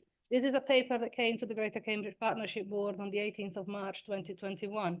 The chair was Councillor Hickford. The County Council, says the paper from which I am reading, is responsible for delivering the Chisholm Trail and the Abbey Chesterton Bridge. This was a County Council project managed by us, or rather them, which the GCP was simply paying for. County Council officers informed the GCP of a number of financial and programme issues relating to the delivery of the Chisholm Trail project. These issues were reported to the County Council's Highway Transport Committee on the 1st of December. The board expressed concerns regarding the County Council's project management arrangements. This is a Conservative GCP criticising the Conservative County Council on their overspend. The GCP took over the project management of the Chisholm Trail after that overspend had happened, and they saved it. The reason we have it right now is because of this body that you are crashing.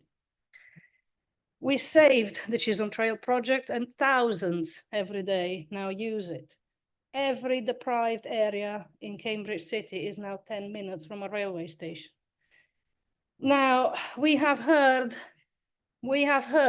Councillor Count saying, who could possibly, I don't know anybody who speaks highly of the GCP. Well, Mr. Chairman, I have here my Exhibit C. Now, I know somebody who speaks highly of the GCP, and that is this Conservative government. I would have had an Exhibit D, but unfortunately it came too late for me to print it. So this is what an email this morning, I received an email this morning from an official in Michael Gove's department, which confirms, and I'm reading, the 7.2 million announced in the budget earlier this month by Jeremy Hunt MP, the Chancellor, to improve transport connectivity to the biomedical campus will be paid to the GCP with the specific purpose to restart the paused CSET scheme. The conclusion, Mr. Chairman, they don't like the GCP. They were the ones setting it up. I'm not going to quibble with that. It's their problem. But everybody else recognizes that our program that we are carrying forward is the #1 priority for transport improvements in our region to support this own government's growth plans for the UK's so-called science capital, which we apparently all are supposed to want. So my conclusion is this. Cambridgeshire Conservatives would like to return the city deal money that their own government gave them. I suggest they start with Mr. Hester's million. Thank you for that. We've got 9 more speakers, so I'm inclined to draw the line. No, Councillor Hoy has very sportingly made a neck-cutting motion, which I'm assuming means you don't want to speak anymore. Lovely. Thank you very much. Councillor Dupre. Thank you, Chair. In the context of this motion, a neck-cutting motion could mean all manner of things, I'm sure. I think it's probably an open secret that I'm not the biggest fan of the Greater Cambridge Partnership. It came with a sizable slice of money, but since it was signed in June 2014, it has, in my view, contributed to what we must apparently call the rich governance environment of Cambridgeshire, but which to most residents looks like an unholy mess. However, I think I'm entitled to that opinion as, unlike Councillor Count, I didn't actually sign this organisation into being. And yes, Councillor Hunt, the GCP was established under Conservative government and Conservative County Council control. The political signatories to this partnership, alongside Conservative MP Greg Clark, and the mover of this motion, Councillor Count, the former leader of this council, were Lewis Herbert, the former Labour leader of Cambridge, and Ray Manning, the former Conservative leader of South Cambridgeshire.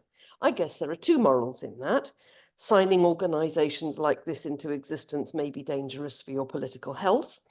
And before you invent an organisation like this, spare a moment to think what it might look like if you were no longer controlling it. This motion proposes to sign over the powers and funding of the Greater Cambridge Partnership to the Combined Authority, although, like other speakers, I have grave reservations whether the government would let us give up the partnership and keep the money. And the Combined Authority, of course, is yet another tier of local government that Councillor Count signed into being in full knowledge of the potential for the duplication he bewails in his motion, and which he also no longer controls. Furthermore, it appears that Councillor Count expects Greater Cambridge to accommodate eye-watering amounts of growth demanded by the government whose colours he flies, with a tiny fraction of the funding and infrastructure required to support it, and with a daily free-for-all for hundreds of thousands more cars at the expense of other motorists, pedestrians, cyclists, passengers on public transport, air quality and public health. One rather suspects, and Councillor Count's electioneering speech proposing this motion rather confirmed it, that this is not so much a motion about better governance of Cambridgeshire, but an exercise in frustrated foot stamping by a Tory party that is watching its power base in this county melting away. Thank you. Councillor Goldsack. Follow that. Thank you, Chair. Thank you, Chairman. I'm actually going to talk about the motion before us and why I support it. I'm not going to go on a political rant about what happened in a previous lifetime or anything like that. My existence of the GCP has seen impacts and things occur to non-Cambridge residents that are not positive. If you are a resident of my ward in Soham and Isleham, or a ward outside the boundaries of South Cambridgeshire and Cambridgeshire, then it's very difficult to find a positive. Welcome the Chisholm Trail, that's fine. Yeah, and I'm not one that says everything that the GCP touched has been bad. But during the STZ conversations, I invited Councillor Bagent, who was leading that campaign at the city, to come to Soham Town Council and tell the people of Soham what's in it for them. I'll do that, he says, I'll do that. I'm still waiting. Since then, it's died and gone. Okay, there has to be something in it for all of the residents of Cambridgeshire. If it was under the watch of the CPCA, whatever that may look like today or tomorrow, then it has a chance. At this moment in time, unfortunately, it is for the people of Cambridge and the surrounding area, hang the consequences on those outside. So when I come into social engagements, when I come into council engagements, when I come into theatre, when I come into hospital, when I come into whatever reason it is that I come into Cambridge, I am impacted by the decisions of the GCP coming in from 20 miles away, but still in the county of Cambridgeshire. I would like that to be a democratically elected, controlled output.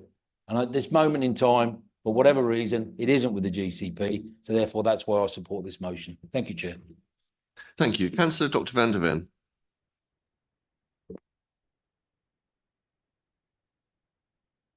Thank you. I'd just like to say, first of all, could we please not use words like hate in this chamber? It is unnecessary. Points need to be made in a constructive way. I would also like to say, Councillor Tierney and I think we were elected together in 2009, and I do remember the discussion on road charging and the study that was brought forward by the Conservative leadership of the council, the Transport Innovation Fund. And what was most extraordinary to me, coming in new to a local authority, to this council, was the cross-party discussion and debate and work on that piece of work. And it was a very serious piece of work. The public record will show that I think in July 2009, the council voted in favor of those early steps on the Transport Innovation Fund. It wasn't unanimous, but it was cross-party and it was led by the Conservatives. So that is just to set the record straight. As a councillor representing a South Cambridgeshire division, I've regularly attended meetings and consultation events of the GCP since its inception to work for best outcomes affecting people living in my division and in the greater Cambridge area where we live and work. The first city deal, as it was called then, spade in the ground, was in my division of Melbourne. So yes, I am proud of that. The event was attended by Conservative councillor Ian Bates, who kindly stayed for the presentation afterward, listening to local aspirations for what would become the Melbourne Greenway. We didn't always disagree, but we kept working together. Some GCP schemes have progressed and others not. Consultation and democratic accountability are core features of the GCP's work. Of course, in such a major investment program, there will be overspends and underspends as projects are spec'd out, refined, and delivered. Of course, in such a change program, there will be a huge range of opinion and huge emotion and an opinion that nothing should change. The GCP provides the only available partnership forum with a focus on the target geography to deliver local transport plans in an area of extraordinary growth, and it would be absurd to disband it for the reasons Councillor Milnes has outlined. The County Council and the Combined Authority are fortunate that the GCP has been there to take a focused lead in painstakingly and painful engagement with stakeholders to understand and evaluate issues, adapt, and make progress. It is not easy, and the need has not gone away. Thank you. Thank you, Councillor Daunton.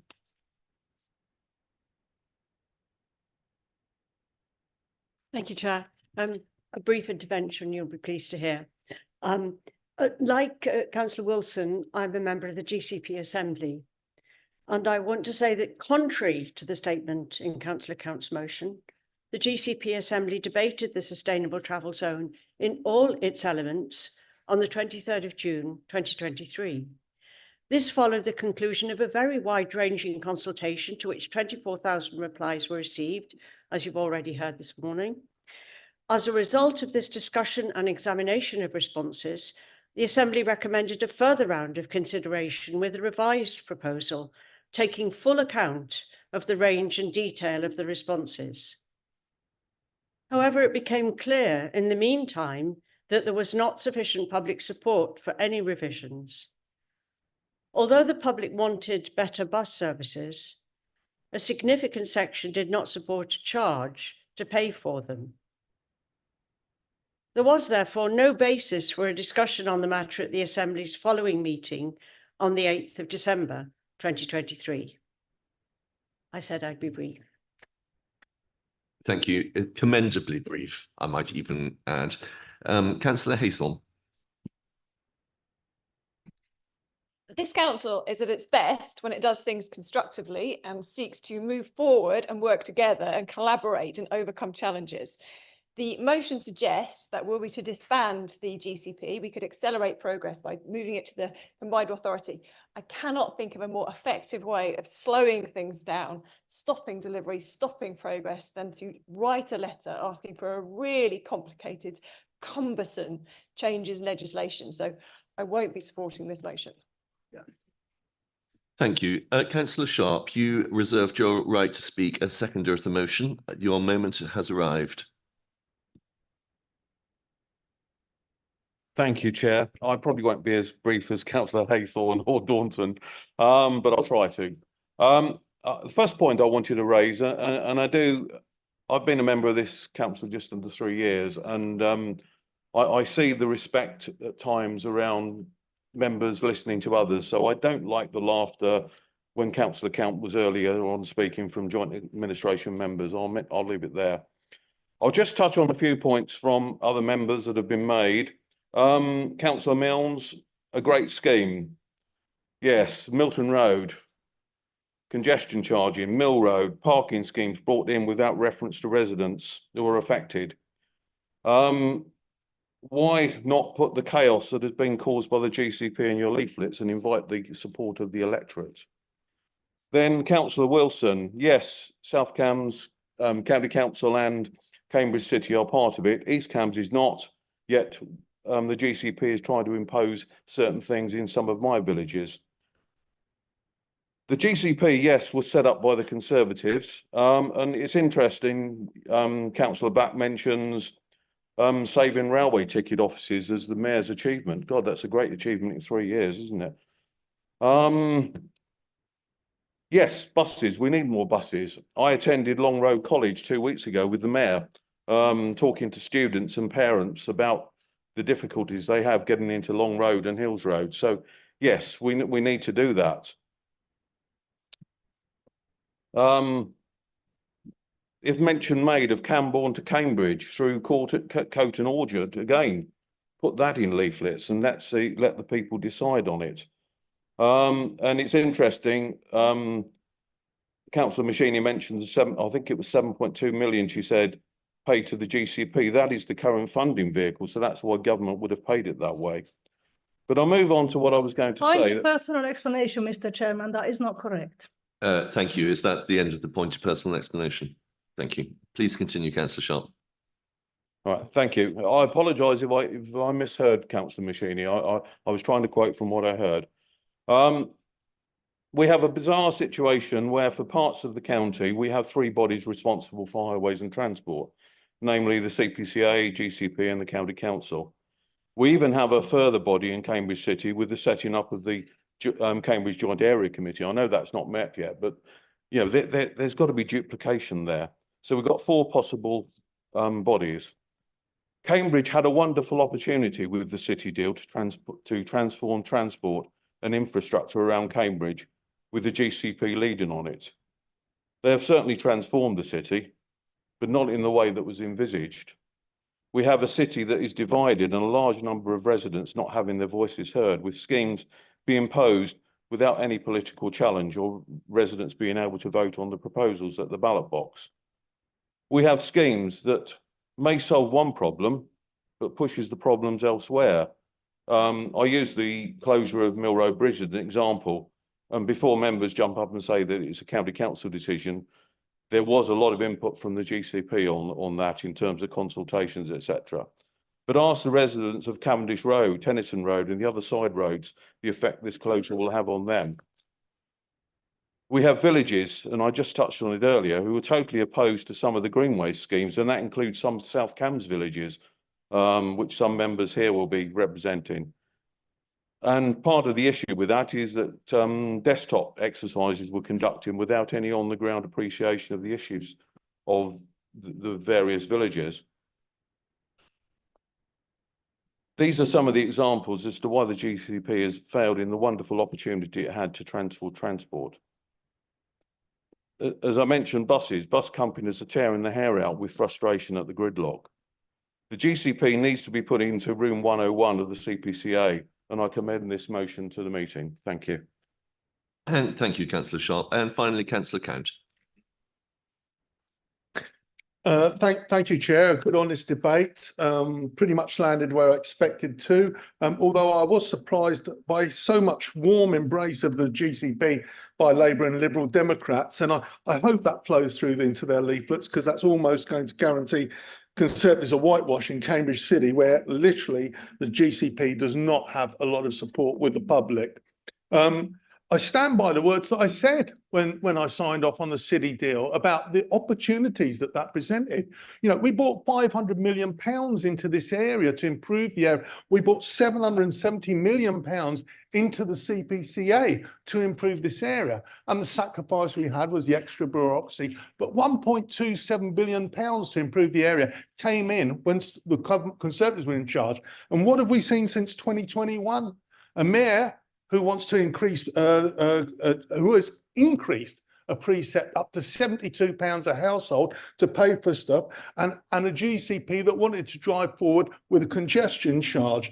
But now, I cannot get over the fact that so many people that sat on that side of the chamber trying to drive through this congestion charge into the homes of the people of Cambridge City and South Cambs, to stand here today and say it was some legacy thing from 2007 from the Conservatives, when we have been fighting this steadfastly all the way along, clinging on by your fingernails to some sort of historic notion that we're somehow involved. It just belies the truth. And to say that the congestion charge is dead and to stand up there and say it is finished, we know that it is still on the post. For example, Councillor Bridget Smith, the leader of South Cambs District Council, refuses to rule out that road charging will come back. So there's a classic example.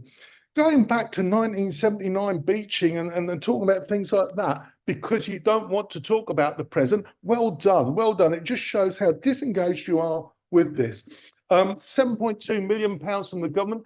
It's great that we're finally, we've got a government that's actually willing to rescue schemes that the GCP aren't funding. But why aren't they funding them? They went to the public, they said they've got £50 million in their back pocket to subsidise buses in advance. And when the congestion charge failed, no plan B, no expenditure of the £50 million. In fact, the Labour mayor said, I need to put up your precept up to £72 a household to pay for subsidising buses that £50 million could easily have covered. And that's what happens when you have two different organisations that could be reshaped. In the original document, yes, combined authority mentioned 10 times. And that's what I signed off on. That's what the county council signed off on. A city deal that was temporary to move into the combined authority. And since then, we've seen the desperate need to hold on since 2021 to something that's no longer able to deliver for the people of Cambridge City, South Cambridgeshire, and for the county council. I think we had it best from Councillor Beckett. He said, the temptation to reshape structures that were once championed pretty much sums it up. It did do a good job at a point in time. I think the change came with the drive congestion charge in 2021, and now it is forever tarnished. And that's why it should be moved. Thank you, Chair. Thank you, Councillor Count. We will now move to the vote. I'm going to take an electronic vote on this motion. Mrs. Rowe, could you please start the vote? Members in favour of the motion, please press the button underneath the word yes. Members against the motion, please press the button underneath the word no. Members wishing to abstain, please press the button underneath the word abstain.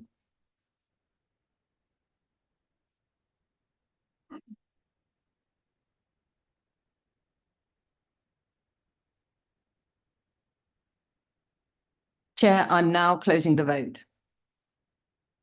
The result of the vote is 18 votes in favour, 31 against, no abstentions. The motion is therefore lost. Thank you for that. That concludes discussion of the second motion. We now move to the third motion as submitted by Councillor Goldsack. Can I ask Councillor Goldsack to move and speak to his motion as set out on pages 7 and 8 of the council agenda? Councillor Goldsack. Thank you, Chair. With full appreciation for the lack of funding for higher tier authorities, and Cambridgeshire in particular, this is a very simple and straightforward motion to help the public, our ward members, avoid new and creative ways of taxing them. There have been various attempts at vehicle tax approach, currently in hiding. And then we have the 200% increase in the CPCA mayoral tax for bus programmes. These and many more are stealth taxation of a countywide population that neither benefits from the tax nor wishes to contribute further in such a manner. With this motion, I simply request an end now to the additional taxation method to secure funds from our residents for whatever that cause may be. We don't want to tax tourists for visiting us, the county city. We don't want to tax employers for providing parking for their staff. We don't want to see any further taxes and support this motion. If you support this motion, it means you agree and that our population has suffered enough raids on their hard-earned incomes. If you want to tax more, then have a referendum and go for more than 5%. We want to see transformational changes and infrastructure improvements, but we need to have them sorted and the costing sorted well before we start. Finally, County Council and all county councils' incomes come from a few sources. Statutory council tax, which has been seen back-to-back max rises for our residents, have just landed on the doorsteps of our residents. And I can tell you I've had a few phone calls as a ward member. It's a direct take from their household and hard-earned income. Secondly, you can raise money yourselves. In our last term as in administration, the Conservatives raised £42 million that was spent on frontline services. That was in our period of being in charge. This was through various shrewd investments and various projects. You could look at the assets you've got and sell them, but we've seen the debacle made by the current administration on trying to make the money it promised from Shire Hall. Finally, the government supplies funding to authorities, and I totally agree, and I will give you all the support I can, that this is not enough and it should be more. So I simply ask you to stand with me and tell Cambridgeshire residents that Cambridgeshire County Council will not take any new forms of tax from their incomes. It's morally wrong, a result of failing to deal with the issue and not in line with the aspirations of the council's corporate plan. Thank you. That's a simple motion. Thank you, Councillor Goldsack. I think you might rue those words, saying it's a simple motion. Councillor Count, I think you're seconding. Would you like to speak now or reserve your right to speak? Happy to second, Chair, and reserve my right to speak. Thank you. Splendid. In that case, we now move to the debate. Oh, right. Councillor Dupre. Thank you, Chair. There's a real and important debate to be had about how local government and local services should be funded. Unfortunately, this motion isn't it. The introduction to the motion says it's about resisting attempts to introduce new forms of local taxation. Though actually, of course, the right for the mayor to levy a precept isn't a new tax dreamed up locally. It's enshrined in government legislation from 2017 and available to all mayoral combined authorities with an agreed and legislated devolution deal. Perhaps this is yet another example of the party in opposition not actually understanding what they created in 2016. So if the movers of the motion don't want a mayor with precepting powers, they should either tell the government that, not us, or admit that their establishment of a combined authority for Cambridgeshire and Peterborough was a mistake. In fact, though, I've heard quite positive feedback about the mayoral levy for bus improvements. Many residents have appreciated the clear association between the raising of a tax and the bus improvements for which it's raised, but that's by the by. Since 2010, government financial support for councils has collapsed, cut by 40% in real terms over a decade, from 46.5 billion to 28 billion. Meanwhile, rates of council tax have been allowed by government to increase. Local authorities raised 30% more council tax in real terms in 2021-22 than in 2009 to 10. Council tax accounted for approximately 40% of council's core spending in 2009-10, but 60% in 2021-22. And that is not an aberration, that is actually a political direction of travel by this Conservative government. During that decade, total spending power for local authorities fell by over a quarter. That's why local councils are casting around for ways to fund the things that really matter to their constituents, because the government hasn't and won't. Caught between declining government revenue and rising needs, more and more councils are declaring themselves effectively bankrupt. Not this council, fortunately. We are on top of that, although it is hard work. The government's response is simply to accuse them all of mismanagement and force them into the kind of fire sales that the mover of the motion seemed to be encouraging. This motion calls on the chief executive to solve this by writing the council's Christmas list and posting it to Santa. In shock news, Rishi Sunak isn't Father Christmas. Thank you. Thank you, Councillor Slatter. Thank you, Chair.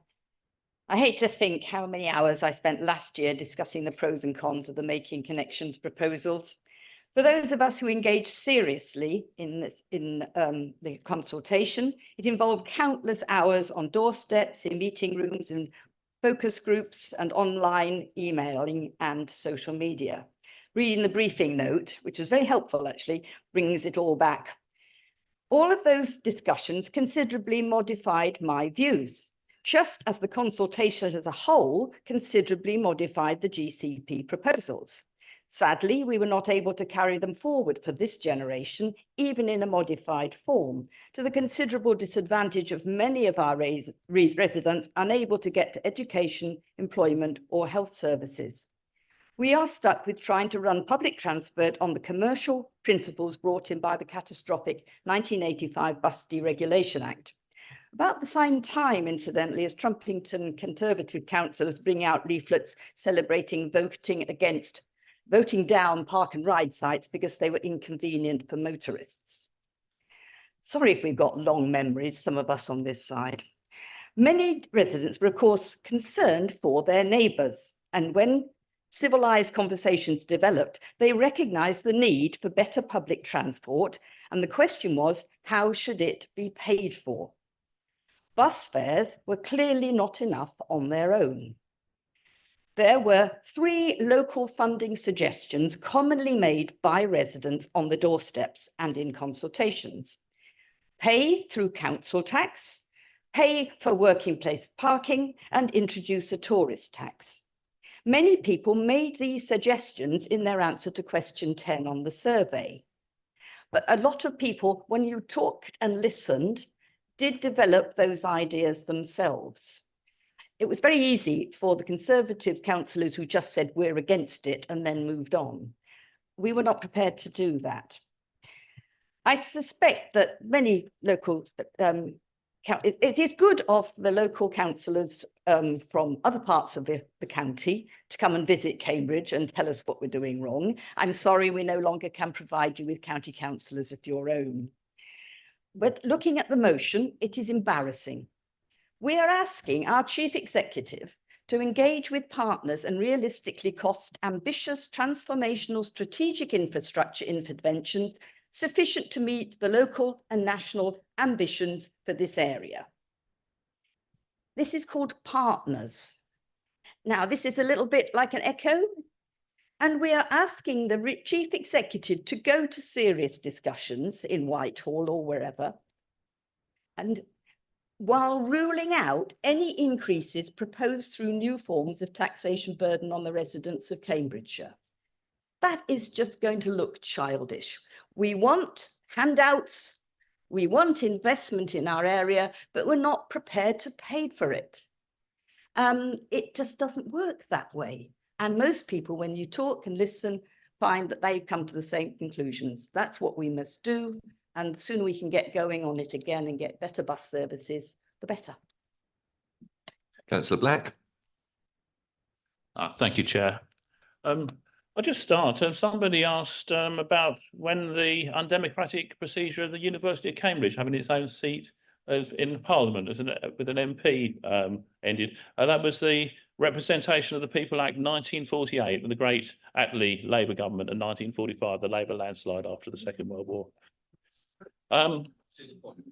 Anyway, indeed, and to get to the point, Mr. Chairman, this motion seems to have an incredibly exaggerated view on the ability of local bodies to impose new forms of taxation and an exaggerated view of how easy it is to just wander up to the government and say, please, can you give us loads more money? And by the way, we're ruling out any attempts to raise any of that money locally in Cambridgeshire. On the positive side, I do agree with the motion for recognising the underfunding across all parts of the public sector. And if there was a suggestion to introduce a new local tax, like the poll tax, I would certainly oppose that. And I think it's very helpful that we're reminded now that not that long ago, the Thatcher government imposed the most iniquitous, unfair and regressive tax ever. But do we honestly believe that council tax is the most fair and progressive form of taxation possible to raise income for local government? I mean, it is certainly a lot less objectionable than the poll tax, but it's not even as fair as the domestic rates that preceded the poll tax, because council tax, the largest house pays the same as the mansion, and the ability of a man in a £2 million house to pay more than a man in a £500,000 dwelling is ignored in favour of more burden going on to the less well off. And do we really want to rule out without any thought at all an idea like a tourist tax without even thinking about it and considering what it can offer? This is an idea that works well in many cases and that many people will get to pay while they're on holiday. And let's talk about Shire Hall. Well, that certainly is a debacle. And Councillor Bowden, I think, is on record as saying he had misgivings about it at the time when the Conservative government thought about doing that. That is a stinking Tory mess through you, Mr. Chair. And we should be rubbing their noses in it. But of course, we know that local government cannot invent new taxes. It can only work with what the government allows it. And for the Greater Cambridge Partnership, the Conservative government wanted the Greater Cambridge Partnership to fund sustainable transport with a congestion charge. So the motion just notes that, and the mayoral precept, which is not a brand new tax, but simply part of council tax, no different for a parish council that introduces a precept because its residents ask it to pay money for something when it's not had a precept before. And the main point of the motion, I think, is about the congestion charge. It's interesting, somebody said about the railway tickets office and said, well, you've only saved them for 3 years. It's interesting that there, a huge public petition and consultation was absolutely against closing railway ticket offices. And we have Conservatives saying, well, in 3 years, the privatised railways will be able to come back and close them anyway. And fortunately, the Greater Cambridge Partnership has not taken that view towards congestion charge and has listened to the consultation. The hideous Frankenstein's monster that was Conservative election hopes no longer has any prospect of being jolted into unnatural and terrifying life by the application of about 10,000 volts of congestion charge. I'm sorry if this sounds a little bit harsh to anybody who's grown a little bit fond of the congestion charge, but can't be in denial, let it go.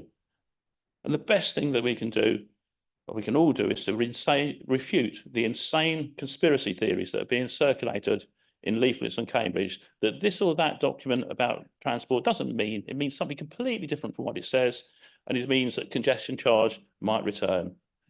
There is no majority on this council or in any of the political parties to push congestion charge through. Congestion charge is as dead as a dodo.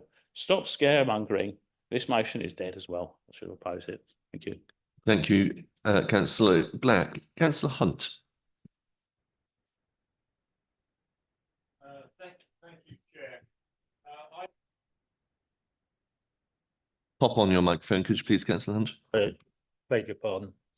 I will be supporting this motion because I think particularly the thing that seems important to me is that we should have no new taxation. I was really quite surprised when the mayor or the mayor's office, the combined authority, when they introduced the mayoral tax, and really, what did people get out of that? They got at Band D, they got a £12 charge, and that kept the buses in Cambridgeshire going at the level they were going before. And now we've had effectively what is a 200% increase in this taxation. And in East Cambs, we've got the bus service between Littleport and Cambridge is being threatened with reduction. And so it doesn't really seem to be value for money. And when we talk about £36 a year, we're of course talking about Band D, which we normally do. But there are some people who will be paying nearly twice that amount of money. So we should think very carefully. And then maybe we should go back and think about the previous mayor of a combined authority and think about, did he raise any taxes? No. Did he support the introduction of the Peterborough University? Yes. Did he support the Ely bypass? Yes. Did he get the Surham railway station to work? Yes. I don't know what's happened. I mean, I think what this motion is about is don't waste money. People in Cambridgeshire are having big struggles with finances. And the last thing they want is a new form of taxation. And if you really wanted to have a look at how to spend money, then I suggest you try and look at the finances of the Peterborough, the Cambridge and Peterborough Combined Authority, and see what money has been spent on, and then you won't have the dilemma of it's buses or tax, because that's something which is really quite sensible, isn't it? Do you want to pay some tax to get some better services? Well, that's arguable, and you could argue both sides. But what you don't want to do is get new taxation and then get nothing in return. And I'm sure that is what I would support. So I will be supporting this motion. Thank you. Thank you. We have councillors Tierney, Shayler, Count and Goldsack still to speak, but we must wait to hear their gems because it is 12:30. And so I am adjourning the meeting until 1 o'clock, I think, probably reasonable. Anybody disagree? Excellent. Thank you. See you back here at 1, please.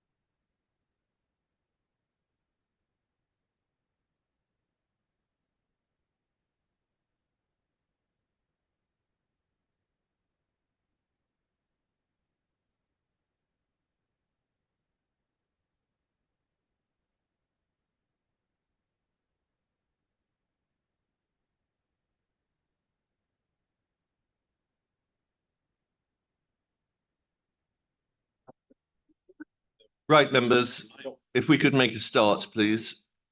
I realise the administration benches are somewhat sparse, and I'm sure they want to hear what Councillor Tierney has to say, so I will give them a moment.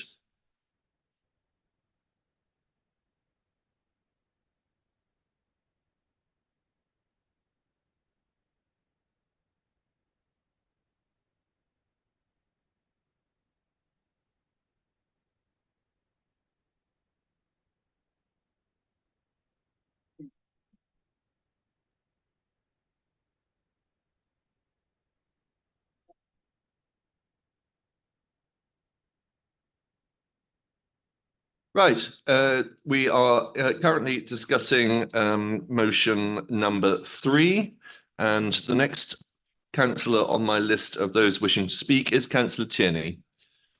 Thank you, Chairman. I'll be brief.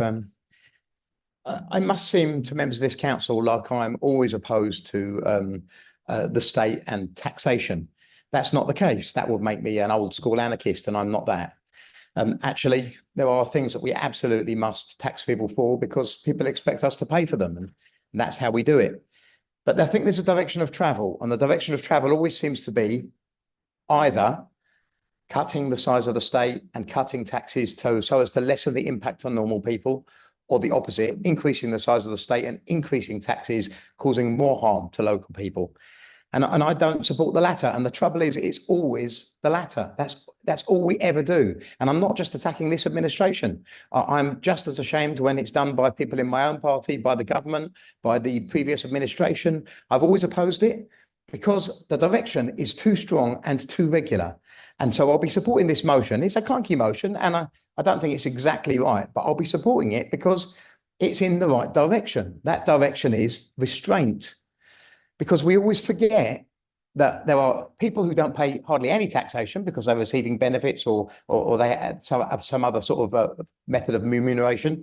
And there are people who are so wealthy that they don't worry too much about taxes. But the vast majority of people in the middle, when they see their council tax bill arrive, their jaw hits the floor. It just gets bigger and bigger and bigger every year. We can't keep ignoring that. We can't keep pretending that this is some sustainable thing that can go on forever. People are really hurting. And these are people who are trying hard to pay their bills. So I will always support any measure which seeks to control the amount of taxation that we are endlessly putting upon our local residents. Thank you. Thank you for that. Councillor Shaler. Thank you very much, Chair. New taxation, and yet in the motion it says this council notes, and then it's all about a congestion charge. Chair, I think this is the saddest motion that I've yet seen on this council. A motion against something that doesn't exist. A conspiracy theory at best. Neither the GCP nor the combined authority is the Highways Authority. That would be us. So if there was even a smidgen of a new congestion charge on the horizon, it would at least have to get by Councillor Beckett and myself. There is none. This motion takes tilting at windmills to a new level of absurdity, Chair. I really don't mean to be facetious, but we have had this for how many meetings now? It starts to look like this is all the opposition has. What about the real hardship caused by Trussonomics, or a government that allowed the price of fuel to increase to such a level in order to maintain the profits for offshore and international oil companies? We have laws that force motorists to take expensive private insurance, maintaining the profits for private boardrooms. These are real costs levied on our people, our motorists. Privatized profits pushing up the price of rail travel and buses and water and everything. We have private bus companies refusing to take passengers to private train operators. This should be connected infrastructure. These costs hit the viability of our exports, our income as a country. It all seems to be about selfish entitlement when we humans are the ultimate team players. When we work together, when we look for the win-wins rather than the backstabbing compromise, that's how we build the wealth of the nation. Yet here we have a motion that seeks to set people against each other. We have strong, self-reliant communities, but they are too often not being heard. In places they are being poorly represented. They have real problems, not fictitious ones. The people of Wisbech, as we've heard, their votes taken for granted by a disinterested government. They are being treated worse than neglect. They are being treated with contempt. The incinerator is but one example. The congestion charge, so supported by the previous Conservative combined authority mayor, has run its course. We gave the Conservative derived STZ the best chance to succeed. We got it down to peak time only, but it was rejected. It has shuffled up its mortal coil, gone to the great dustbin in the sky. No matter how many Tories seem to want it back, it is no more. If only we could concentrate on the real problems that real people have in the real world, Chair. Thank you. Thank you very much for that, Councillor Shaler. I do not have anybody else who's Councillor Hoy. Yeah, sorry, I just don't think I can leave the comment made by Councillor Shaler to go unchallenged, because I found that very disappointing that he had to make it so personal and political. I think he's been quite supportive lately, and I'm sad to see that that's now taken a turn. But I'm glad in a way that you mentioned the incinerator, because yes, I too am absolutely devastated by what the government has done. I don't think I've made any secret about that. Obviously, I don't want to say too much about any potential fight because I don't want to jeopardise that. But at what point has the county council, even in the answer we heard in the public question earlier, committed a single penny to help fight this? And I hope they will be forthcoming, because all we hear is we want local solutions to local problems. But I have sat here for the best part of 3 or 4 hours and heard people talking about things happening before I was even born. We even went back to 1948. I mean, how far are we going to go back today in decisions that are made? Am I going to start saying, oh, well, let's talk about the Napoleonic Wars and taxation? How far are we going to go back? The simple truth is, we are here, every single one of us, because we were put here by, it doesn't matter who put you here, like whether you're Labour or it doesn't matter. We were put here by people in Cambridgeshire to make decisions on Cambridgeshire. And people think it's funny to make these cheap political points all day, but the GCP, that motion affected people. This motion and local taxation affects people. And it's not here for us to start throwing mud at each other and saying, oh, who can make the most political points? And I'm going to be an MP one day, so I want to get my voice heard at Cambridgeshire County Council to make myself look impressive. It's just embarrassing. If people and members of the public are watching this meeting, what on earth must they be thinking about us? That they are here trying to have their representatives support them and make their towns and their areas better, and all we're doing is talking absolute nonsense. We should all be ashamed of ourselves. Thank you, Councillor Hoy. I think you'll find that we went a little bit further back than 1948 when Councillor Dr. Boulat referenced Napoleon. So the last two speakers, Councillor Count, you reserved your right to second, and then Councillor Goldsack. Thank you, Chair. This is quite a simple motion. Sum it up. We don't want Cambridgeshire residents to have a new tax introduced to pay for whatever scheme comes forward. There's a backdrop to this, and that is the fact that Cambridgeshire is one of the 2 net providers to taxation to central government. So in the past, the city deal, which became the GCP, and the combined authority, when the local situation became overheated and continued to get overheated, we said to the government, we need your help. We didn't go there with our cap in hand and a begging bowl. We went there with a well-reasoned argument and secured £1.27 billion of funding. And that, Council, is the difference between what you've heard from this side on this motion and what you've heard from Liberal Democrats, Labour, and supported by the Independents. Because our solution was to come up with money to deliver services to help the nation, paid for by the nation, a net benefit. And your answers have all been about let's get more out the Cambridgeshire resident in one way or another. There are arguments about whether the congestion charge is truly dead or alive. Well, let me give you a couple of facts on whether it's dead or alive. The leader of South Cambs, Bridget Smith, has refused to rule it out. The Labour mayor insisted on road charging being in the local transport plan. And actually that cost the Conservative leader of Peterborough City Council his position, because that was necessary to get that over.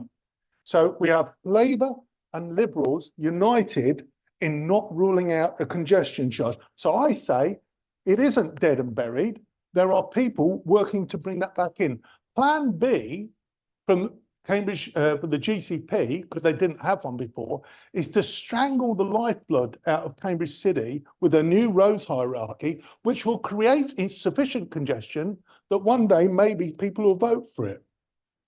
The precept introduced by the mayor, it was a taxation, but it was not used by the last mayor, of up to £72, is directly because of his failure at central government level for the BSIPs, for the bus service improvement plan.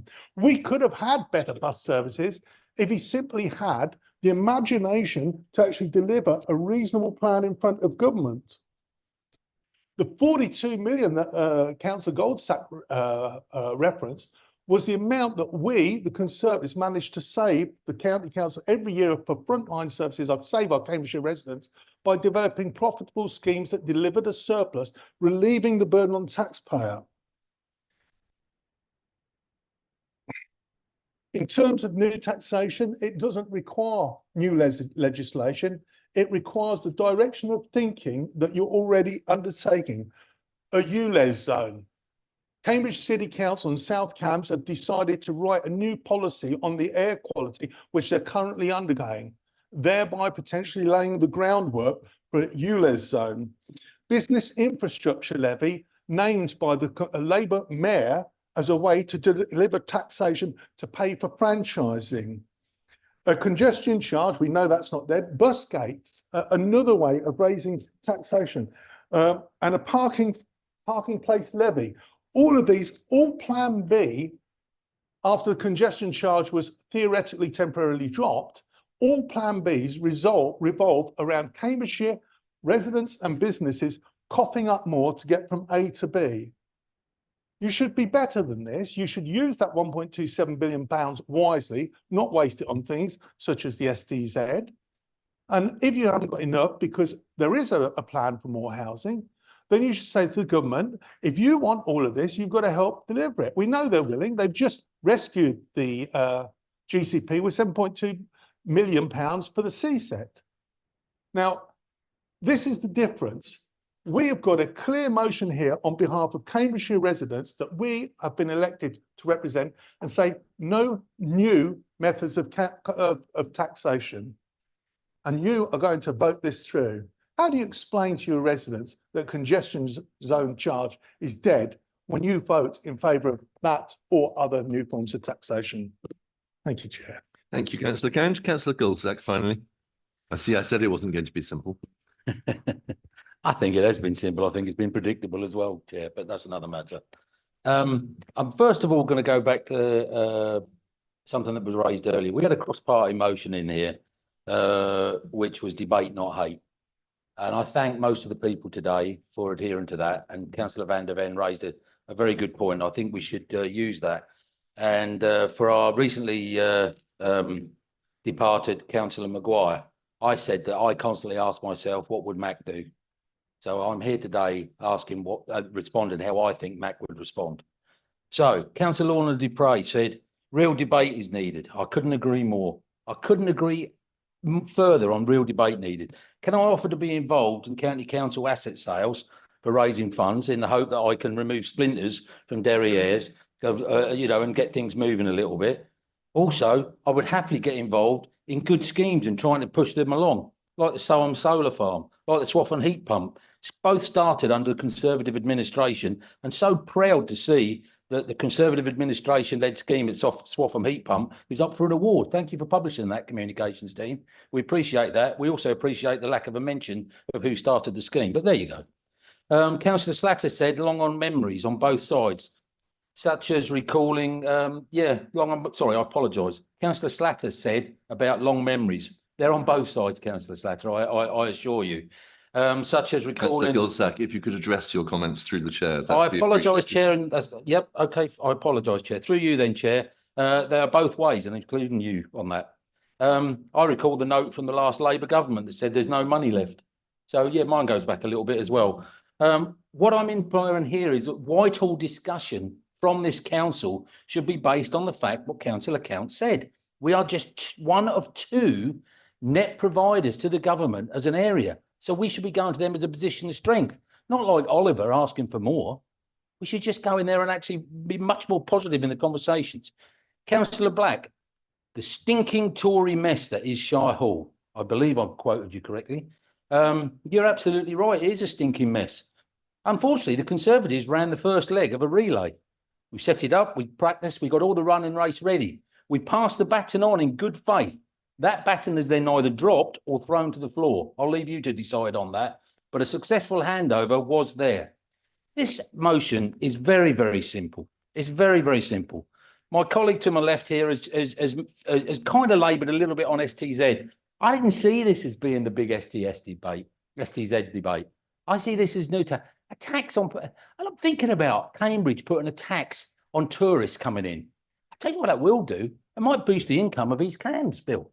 It might boost people going to stay in Ely and then commuting up to Cambridge to have a look, rather than actually coming to stay in Cambridge itself. So I'm having a mixed thoughts on that one. Look, this is simple. This is simple. Just stop dreaming up new ways of getting at the pennies and pounds in our ward members' pockets and actually start thinking about how we can get more money into this county and not from our ward residents. Thank you. I move the motion. Thank you, Councillor Gilsack. So I think it's fair to say I don't see a general consensus in support of the motion, so we will proceed to an electronic vote. Mrs. Rowe, if you could please start the vote. Members in favour of the motion, please press the button underneath the word yes. Members against the motion, please press the button underneath the word no. Members wishing to abstain, please press the button underneath the word abstain.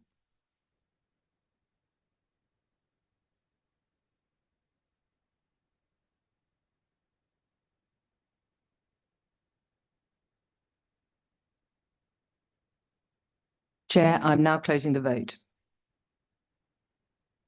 You closed it. The result of the vote is 16 votes in favour, 32 against and no abstentions. The motion is therefore lost. Thank you for that, Mrs. Rowe. That concludes discussion of the third motion. We now move to the fourth motion submitted by Councillor Netzinger. Can I ask Councillor Netzinger to move and speak to a motion as set out on page 8 of the council agenda? Councillor Netzinger. Thank you, Chair. In a year where a larger proportion of the world population than at any point in history are going to the polls, you might think that this was a huge victory for the principles of democracy.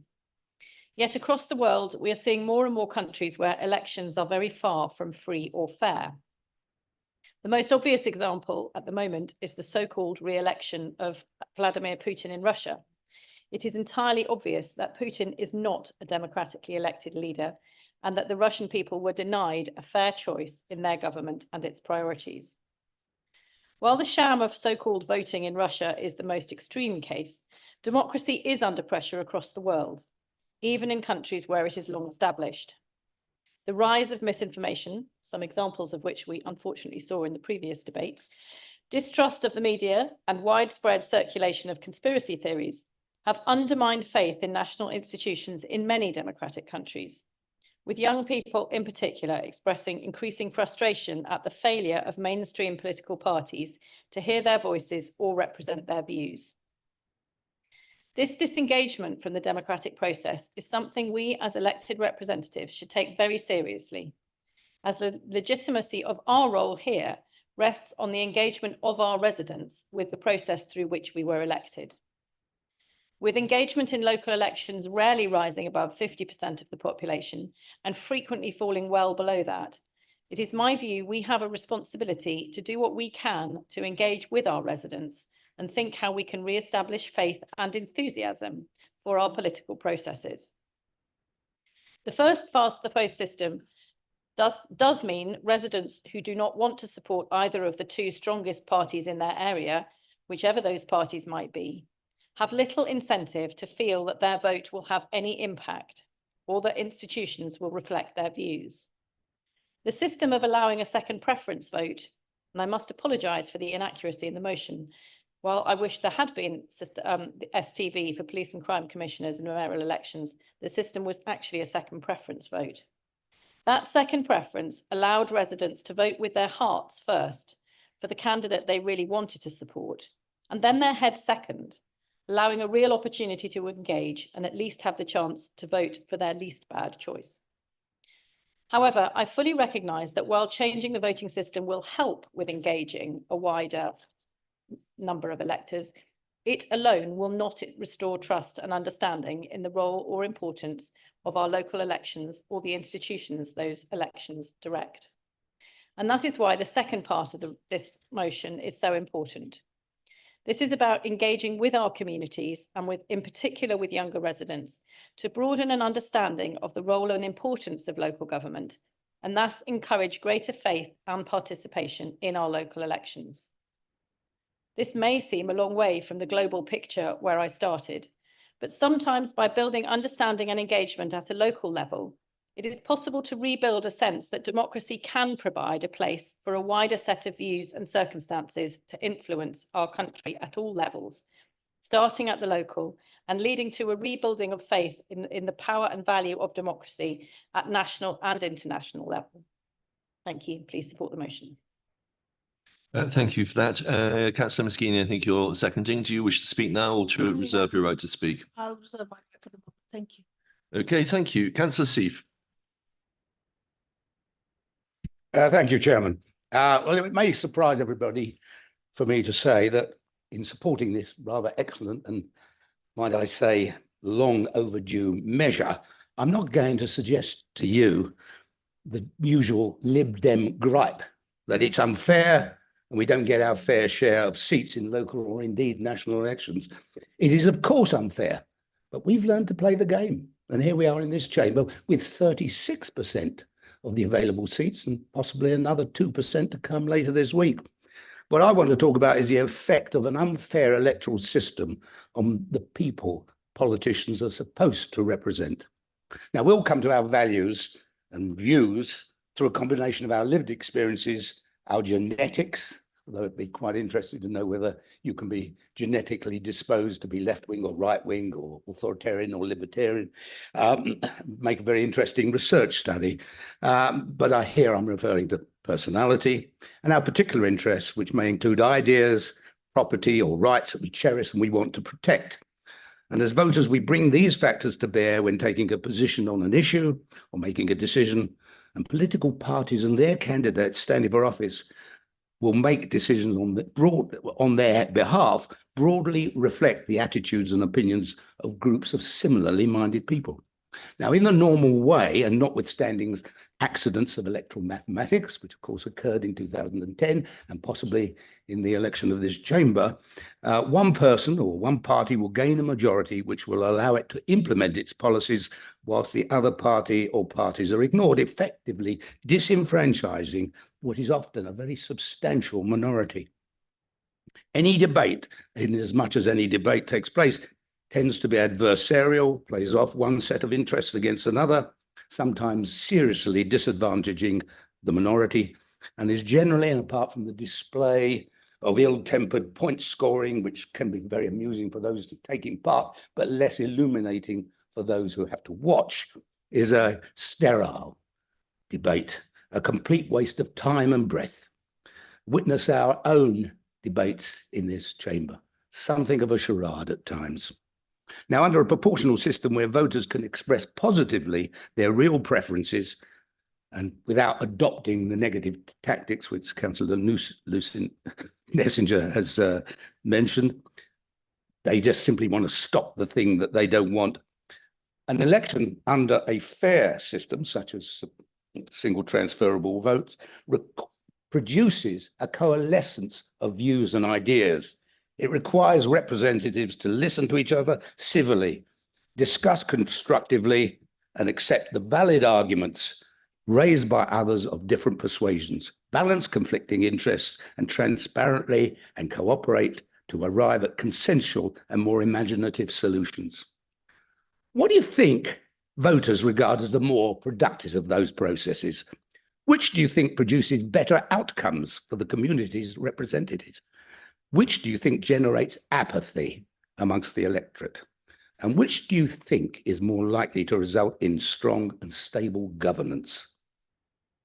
As you are only too well aware, there are PCC elections coming up here in May, regrettably to be fought under first past the post, and a general election coming up in the foreseeable future, albeit at a date known only to one man, and also to be fought under first past the post. If either of the so-called main parties does not achieve what they tell us they're hoping for, so that they are main no longer, they may come to wish that there was a different electoral system across all levels of government. But for today, let us focus on elections for mayors, PCCs, county and district, and regardless of the party label you are wearing, I urge you to accept the logic of the case for proportional representation and support this motion. Thank you. Thank you very much. Councillor Tierney. Thank you, Chairman. I was going to say that I hate this motion, but then I realised I'm not allowed to use the word hate today. That's one of today's prescribed words. So I'll stay away from that one and just say I strongly dislike this motion, broadly because of the way it was framed. So first of all, I believe that what creates sterility in debate is when everybody congregates around a safe centre, virtue signalling at one another and saying nothing of value, which I believe is common across the world in what we call liberal democracies. And I think that that is what people are absolutely sick of. What they're sick of is hearing us all say broadly the same thing. And you'll hear the public tell you, if you listen, they'll say, what's the difference between left and right? We can barely tell the difference. Now, we think we can tell the difference. The public can't hear it because none of us are saying anything anymore. Now, I don't agree with terms like misinformation. What misinformation means is anything I don't agree with that it's convenient for me to shut up. I don't agree with terms like political bias, because people can see and hear political bias. They're perfectly capable of determining it for themselves. We don't need to control what people say. And I really don't like the term conspiracy theory, because that also means anything that is politically inconvenient for me to address. Now, of course, there are different levels of what you would call conspiracy theory. Some seem madder than others. Some to me seem quite sensible, and I'm not ashamed of that. I think we should always be questioning decisions that are taken, policies that are believed, and I think we should encourage the public to do it. More speech is better than less speech. Free speech is vital for democracy and for non-sterile debate. I don't think that any other voting system is fairer. I think first past the post is perfectly well. The most popular candidate wins. I'm absolutely happy with that. And if that means that at some forthcoming election, my party loses, so be it. That's what people voted for. And all this squirming and trying to change the system to suit you because you think it might score a few more votes for you is pathetic. Thank you. Thank you, Councillor Tierney. We got to proportional representation in the end. Councillor Hoy. Just a few points, really. I was interesting, Councillor Netzinger mentioning about people being disenfranchised, and we could all speculate as to the reasons why.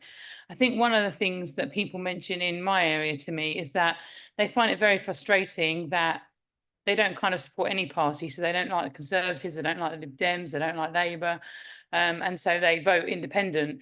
And they then find out like that independent doesn't actually mean independent. It usually means like a lefty that couldn't get elected as a lefty. Not always, I grant you, like that there are probably some exceptions to that I can't immediately think of, but you know, that often does happen. And I guess that's kind of disenfranchising, because if you're kind of wanting to vote to say none of the above, and then you get the above with a different jacket on, you might be a little bit, you know, what's that about? It was interesting to see Labour's kind of support on this, because I suppose in a two-party system it doesn't help you. Maybe it's because you think that you're going to get some Lib Dem second preferences. I don't know. Maybe it's because, you know, we're on the kind of all on the payroll now, so we all have to support each other and be a big team. It's interesting. Thank you. Councillor Black. Thank you, Chair. And for this motion, I think I'd like to say that I'm voting on the instruction at the end of the motion, as we do sometimes say, and it doesn't necessarily mean that I believe everything that's noted or believed in the motion. And I'm not personally convinced by arguments in favour of proportional representation, but I will say I'm not going to echo any comments that suggest that people are not in good faith about this, that they're just looking for advantage. I think it is true that people are genuinely trying to think about these things and trying to come up with what is best. And 2010 was mentioned, and I think if we go there, we get to where I have my problem with proportional representation in perhaps the most important settings. Because although admittedly that was under first past the post, we got the result that people seem to expect from proportional representation, a hung parliament. And in that election, the Liberal Democrats ran a very marvellous campaign, actually. They had this poster that people might have seen, and it's got a huge bomb on it, perhaps a little bit militaristic for what it's saying. It says Tory VAT bombshell. If you vote Tory in 2010, you'll get a huge VAT rise. And of course, the Conservatives said, we've no intention of raising VAT. What a dreadful slur, we're not raising VAT. But after that election, Nick Clegg and David Cameron sat down together and they said, well, what are we going to do about this? How can we solve this dilemma? You said we were going to raise taxes. I said, we're not going to raise taxes. What shall we do about VAT? And David Cameron must have said, well, how about we whack it up by 15%? How will that do? And that's what they did. And ever since that election, we have been paying 20% VAT instead of 17.5% VAT. And it wasn't from a mandate from the election, it was from the horse trading of the leaders afterwards. So that's my little problem with PR. And my ideal is something like the 1945 government, which I mentioned earlier, because then you get a government that's put forward a clear manifesto of radical change to the country in favour of the 90% who don't own everything. And as a result, they carry out the whole of that manifesto. You get social security from cradle to grave, 35 years of full employment, vastly better pensions and benefits, free education for all, and of course the NHS. I shall carry on to address another little bit of the motion. It talks about engagement, and I think this is a real worry that we have political parties in this country that have so low a membership. In Cambridge Labour Party, we're not doing too badly on this. We've over 1,000 members. But 6 or 7 years ago, I think we had over 4,000 members. And that was replicated nationwide with a growing and more youthful membership, over 500,000 across the country. So we must have been doing something right then. And I'd like to see us recapture that enthusiasm and that hope for building a better future, because that is what really would drive engagement in politics. And the reverse is, would be taking a lead from the Republicans in the US and Trump, where they actually want less participation and to suppress voter turnout, introducing rules to make it harder to vote. And last year I witnessed voters being turned away from polling stations because they've not got the new documentation that was demanded. But anyway, I agree with the instruction of the motion. I mean, one of the first things Cosmic could do in his letter is write to councillors who are contemplating motions on the subject, explaining the difference between the Greater Cambridge Partnership and the powers of the Cambridge and Peterborough Combined Authority. And I agree with the thing about the mayor. When you're electing one person, then a PR system can work. In many countries, presidential elections have a two-stage system or transferable vote. And the supplementary vote for mayor worked very well last time. I think the only reason it's changed is because the government didn't like the result, and that could be changed back. And so the one thing I'd like to add to the instructions of this motion is I think when the chief executive writes his letter, I think it'd be a good idea to copy in the leader of the opposition as well. Thank you. Thank you for that. Councillor Dr. Boulat. Thank you, Chair. I won't go into the debate around different PR systems because I think it will take like a very long time, and I have, different views depending on what type of PR system we are speaking about. I think the motion does note that a different voting system can help improve engagement. I think that's the point that I want to raise today, that I think regardless whether we change the system or how we change the system, I think for me, the underlying issues behind low participation especially in local elections, but not only, come from somewhere else. And I will just speak about like 3 brief points today. First, in order to participate in our democracy, you have to know that you can actually vote. And there are too many people in our country who actually don't know they have this basic democratic right. So how many times you've been on the doorstep and you've seen, for instance, a citizen from an European Union country, and perhaps you didn't really know they could vote in local elections in Cambridgeshire, or your activists didn't really know like which countries can vote and which cannot vote. And then secondly, of course, with our Commonwealth citizens who can vote if they're qualifying Commonwealth citizens in all elections, including general elections. How many times we've been on the doorstep and asked someone where you're from and we didn't know if that country was part of the list or not. So I do think we really need to develop engagement and tools. So when we're out actually as councillors in our communities, or for anyone campaigning in any level of elections, we actually give out the right information, because otherwise we won't get the voter registration numbers up if we give out the wrong information or don't even know ourselves who can vote and in which elections. And this happened to me. I speak from experience, just seeing how others interact on this topic. The second, so after you actually know, okay, I can actually vote in those elections, you have to register to vote. And here is how the UK is different to compare to perhaps other systems, because we don't have automatic voter registration. So imagine, for instance, if you had a system where you start your working life, or you go, like you're a voting age and you're automatically registered to vote. I think that will like improve participation, because, for instance, in my case, I didn't vote until I was about like 23, 24. I was the type of person who was like, I'm not interested in politics, they're all the same, until something really affected me really badly. And then I got really angry with the government and I started being engaged. And I think for a lot of us, we get engaged in politics because we either have a positive or a negative experience somehow, either locally or nationally, but some kind of smaller changes in the system, like having ways to register people more effectively, would actually, I think, drive up engagement more than just changing the system, although changing the system could help as well. And the third thing, after you, of course, know that you can vote and then you manage to register to vote, then you actually have to want to vote. And I think this is the most important thing. And I think there are two observations here. First, if you see your local or national politics not representative of the communities you live in or of yourself, it's really, really difficult. Like, just imagine trying to persuade, we speak about young people, an 18, 19-year-old, like, let's say I want to encourage them to be able to be engaged in local democracy. And I will say, please watch this county council live stream. Perhaps they wouldn't see too much of themselves or their views. They might, but they might not. And I think there are a lot of issues with just representation in general in our politics. But then the second point, even if we manage to have our local and national politics actually reflect the diversity, not only demographic and socioeconomic diversity, but also diversity of belief and thought that our communities are supposed to, that we represent, then there's also this idea about actually people need to see that change is actually possible, even if it's at a very small level locally. So that's where we as councillors can really contribute. If we manage to actually change something in our local area, even if it's something small, like improving a play area, like investing in our community center, whatever it is, actually communicating to our residents, because until people see that actually politics can make a tangible change, of course, we can't expect our communities to be interested or involved like I wasn't a few years ago.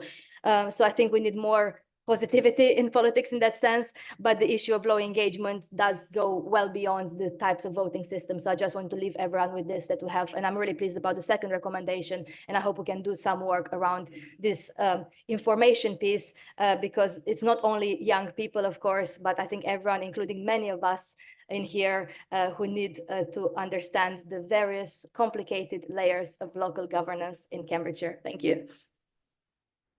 Thank you for that. Councillor Milnes.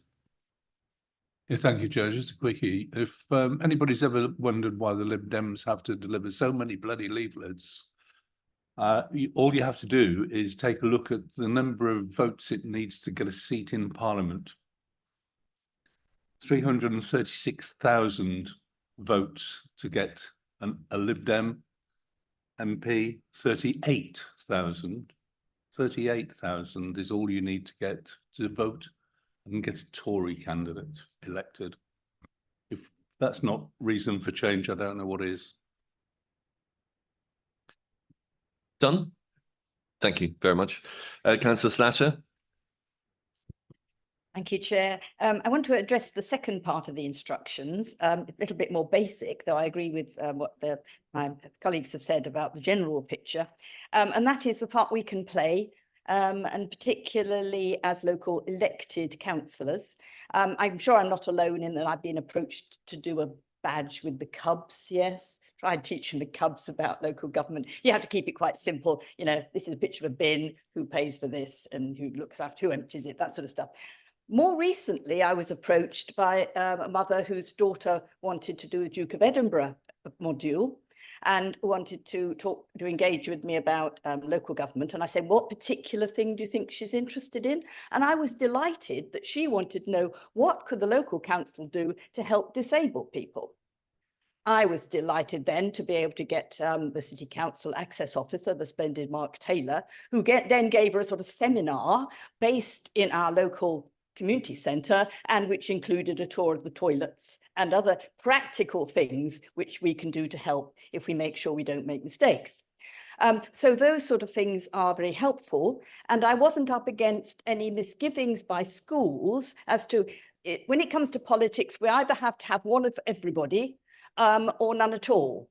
And I would really welcome guidance from officers, particularly in the education side, as to how balanced do we have to be when we want to actually engage with young people about local government and how it works. Because if one elected councillor who just happens to belong to a particular party can go in and explain and be trusted to explain in an even-handed way, and I would trust my colleagues opposite to do that, this is where we can engage with younger people.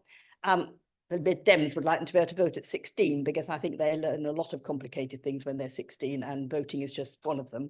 But to engage at the school. So Councillor Bulat is quite right. We need to know for sure who's going to be entitled to vote. We need to know when the rules have been changed, which they have in my time, and also to know what the rules are as far as engaging with young people in terms of party political affiliations or just your one's elected status. And then we can do more of paragraph 2, which is so important. And I am alarmed by how some of my grandchildren really only vote because Granny wants you to, and you know she's got a thing about voting. Let's have it much more a spontaneous wish to be part of our civilization. Thank you. Thank you very much. Councillor Goldsack. Thank you, Chair. And through you, I would just like to point out that we have a motion before us on elections in an election period. You've had 4 years to bring a motion like this forward, and yet we get this. We haven't seen a motion on how we're going to deal with 11,900 school kids that we're transporting to school. We haven't seen this on anything on the Wisbeach incinerator and the impact that's going to have locally. But we get a motion used on electioneering because it got a Labour mayor in the last election, CPCA election. I just think it's, I think it's just blocking up the motions, to be perfectly honest with you. You know you've got the numbers, you know you're going to get a vote on this. The chairman's ink will once again go off to Whitehall, and it will land in a big pile of the corner saying, yep, yellow and red run authorities want changes to the election thing. It won't happen. You know it won't happen. So we've wasted our time. And as somebody said earlier about engagement, anybody that's given up their time to watch this debate today and watch this motion brought forward for this debate to take place, we've all wasted, I don't know how many thousands of pounds in sitting here and being here today. Thank you. Thank you very much, Councillor Goldsack. Councillor Moschini, you reserved your right to speak. I did indeed. Thank you, Mr. Chairman. I will be brief. There was a yes. I did miss Councillor Hunt because he hadn't indicated.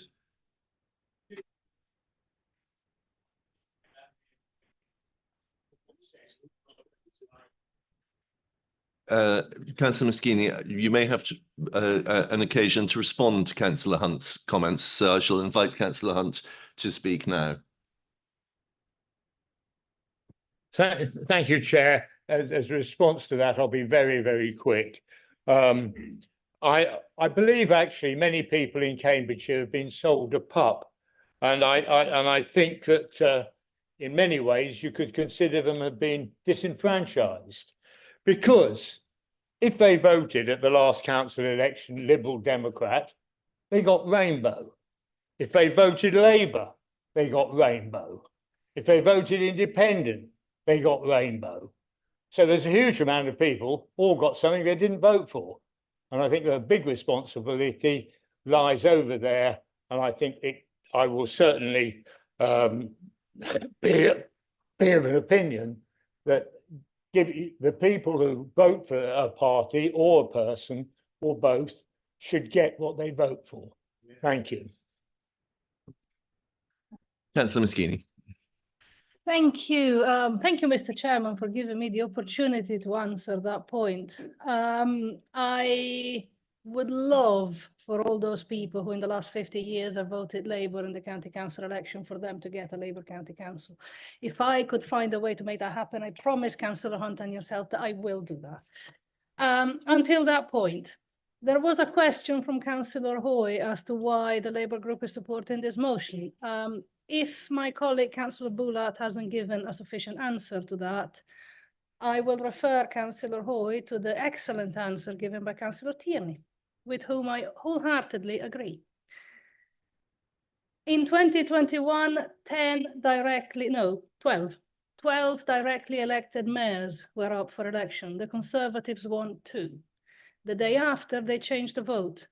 So when Councillor Tierney is mentioning the disgusting games played by those who want to change the system because they lost, that is what got me to supporting this motion and very little else. Thank you. Thank you for that. Councillor Netzinger. Thank you.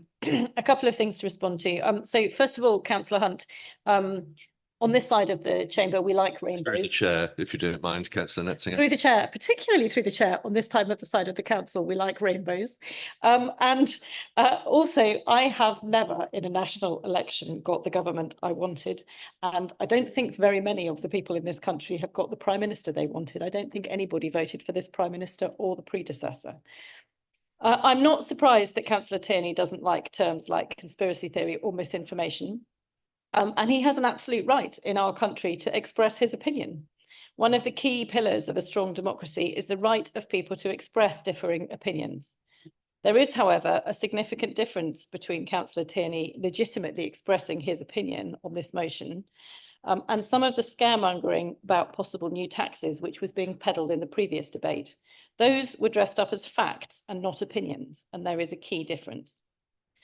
Disagreeing well is one of the qualities of a good democracy, and we need to make sure that all in our county feel that they are able to express their views and be heard, and that those views will be respected and listened to.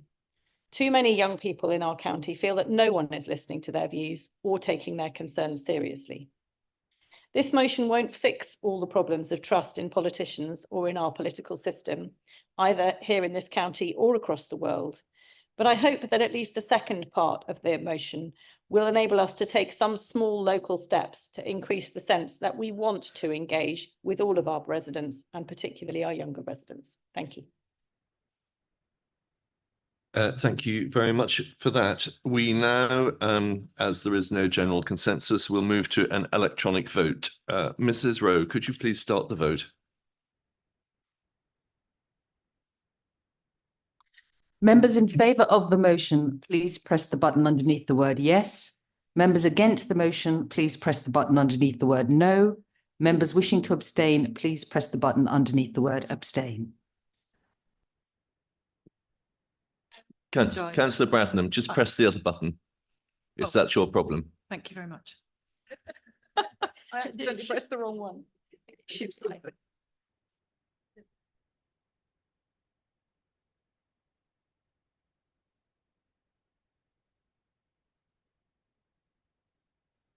Councillor Criswell. There, splendid.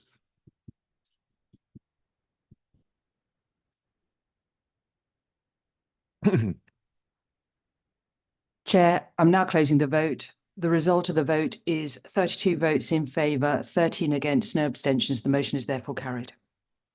Thank you very much, Mrs. Rowe. That concludes discussion of the fourth motion. We now move to the fifth motion submitted by Councillor Haythorne. Can I ask Councillor Haythorne to move and speak to a motion as set out on pages 9 and 10 of the Council agenda? Councillor Haythorne.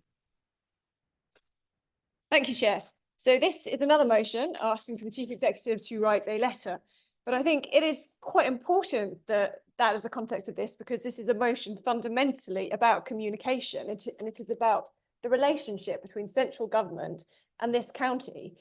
The vision of Cambridge 2050 talks about significant growth in the south of the county.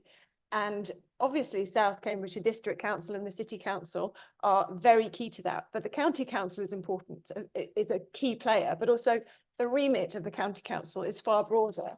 And we get to speak clearly to government and ask what we want. Because if we don't speak clearly and we don't ask, we don't lay out precisely the things we need, we're not going to get them. So within this motion, I have detailed the things that I believe to be important. But I think it is worth noting that just by bringing a motion to council creates a space for the entire council to debate what they believe to be important. The chief executive is in this room, he is listening. So he will hear what people say, he will hear things that come up which may have never come up before. But I will outline the things that I have included within this motion. So it's to commit to making the benefits and opportunity created by growth accessible to all residents of Cambridgeshire. Obviously, there isn't a gate which locks off the Greater Cambridge area, but if you can't get into Greater Cambridge, you are going to struggle to benefit from the jobs, the training opportunities, all the wealth, all the opportunity that is going to accrue in the south of the county.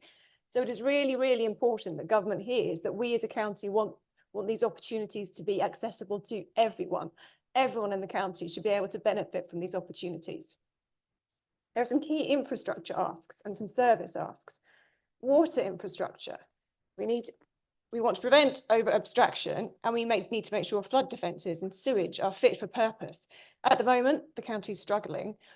I cannot imagine what it's going to be like with 150,000 new homes if we don't see investment in the infrastructure we already have. So we need commitments from the government. At the moment, we've got a water credit scheme. And that's the type of thing that when you knock on a door and you say, don't worry, we're going to carry on building, we've got water credit, people look at you like you're absolutely insane. So we need a plan. We need a plan which residents find credible. Transport infrastructure. At the moment, the remit of the GCP is to sort out transport in the Greater Cambridge area. That doesn't help people from further afield try to benefit from the opportunities, the training, the jobs that will be brought to the South Cambridge area. So we really need to speak in a really loud voice to government about that. And it's not straightforward. We know it's not straightforward. In particular, we are a largely rural county, and making public transport work in a largely rural county is really, really difficult. And fundamentally, it costs money. Education, health and care provision. And then we have a planning system which isn't designed for the level of accelerated growth that we are seeing and are going to see in this county. So, for example, healthcare provision in Northstowe is set up to a GP surgery is built once a certain number of people live there. That's okay, but there's a gap between when those people who currently live there need that provision, and we need the support for local GP services so they can expand to take those patients on during that period before the GP surgery is built. That is going to come up again and again and again with 150,000 new homes. We need to have the ambitious targets for affordable housing, and they need to not be undermined. We need to see them happening. We need to be absolutely sure that the key workers who are going to be essential to this level of growth can live locally. And above all, we just need to make sure that the vision of Cambridge 2050 works for everyone in the county, and that we have got a clear, coherent dialogue with government who are listening to us as we attempt to deliver the vision of Cambridge 2050 they have laid out in their document. Thank you. Thank you very much. Councillor Moschini, I think you're seconding. Do you wish to speak now or to reserve your right? And I'll reserve my right, thank you. Okay. Councillor Thompson. Thank you, Chair. The Case of Cambridge document does not refer to education once in its 35 pages. Education shapes the future workforce, fostering innovation and promoting social progress. Education influences economic growth, job creation, and competitiveness on a global scale. Education promotes social cohesion, reducing inequality, and fostering a sense of community. I believe we should all be deeply concerned over the absence of education in the government's case for Cambridge. I would like to advocate for immediate action to rectify the oversight and ensure that education receives due attention and resources. I hope that Cambridge Delivery Group will bring education to the forefront of their case for Cambridge and will work with the County Council and be transparent and accountable in their decision-making process. Thank you, Chair. Thank you very much, Councillor Thompson. Councillor Slatter. Thank you, Chair. I'm happy to support this motion and to contribute from my experience as a resident and councillor living in Trumpington, Cambridge. In 2006, sorry about the history, the Lib Dem City Council took a large area of land out of the Greenbelt to build new homes and the infrastructure required for a sustainable development. At the time, we were assured that water supply would be sufficient, and although in workshops we were able to suggest water conservation and grey water measures, very little then survived the commercial development processes or the constraints on the social housing budgets in the context then of the regulations that applied to them. Sustainable urban drainage measures were, however, successfully incorporated in the new designs, and we are very glad of them in recent heavy rainfall when they've worked. Flowing through this new development, flowing through fields, is one of the chalk streams mentioned in Councillor Hathorn's motion. Hobson's Brook, straightened in the 17th and 18th century, sorry, Councillor Hoy, is fed, like our taps, from the chalk aquifer. The water for our homes, farms and commercial activities, that includes healthcare, is abstracted from the aquifer, and we are running short in hot, dry summers now. Those of you who saw the film Pure Clean Water will have seen really good graphics to illustrate that. But the Hobson's Brook is a really good canary in a cage for our particular mining situation. This is not some niche thing for biologists who are interested in particular sorts of worms who live in chalk streams. This is an essential issue if we were to build more, because we cannot just create water. It's referred to as infrastructure, but as far as the aquifer is concerned, that is up to the rainfall and what is taken out of it. And at the moment, we have very little control over what is taken out of it. And that's why I'm glad that abstraction is here in Councillor Hathorn's motion. Because the over abstraction leads to the death of some of the streams. We supplement ours in Trumpington, I'm glad to say, and we can check it out on my old man's computer. But that is essentially robbing Peter to pay Paul, because it's coming out of the aquifer further up. As far as the rivers are concerned, we are adding to them from processed sewage. Now, the developers are very fond of putting punts on the cam in their promotional literature. There is that sort of thing in the government paper that Councillor Messenger was waving. It doesn't actually show a green sludge, which will be the more likely appearance in future if we carry on the way we are. Water is of critical importance, and it's not an optional extra we think about later. The government supplementary paper to their 2040 talked about the reservoir and bringing water in from further north. But as I understood it correctly, that would come after the houses and the development were well underway. This sort of housing takes a long time.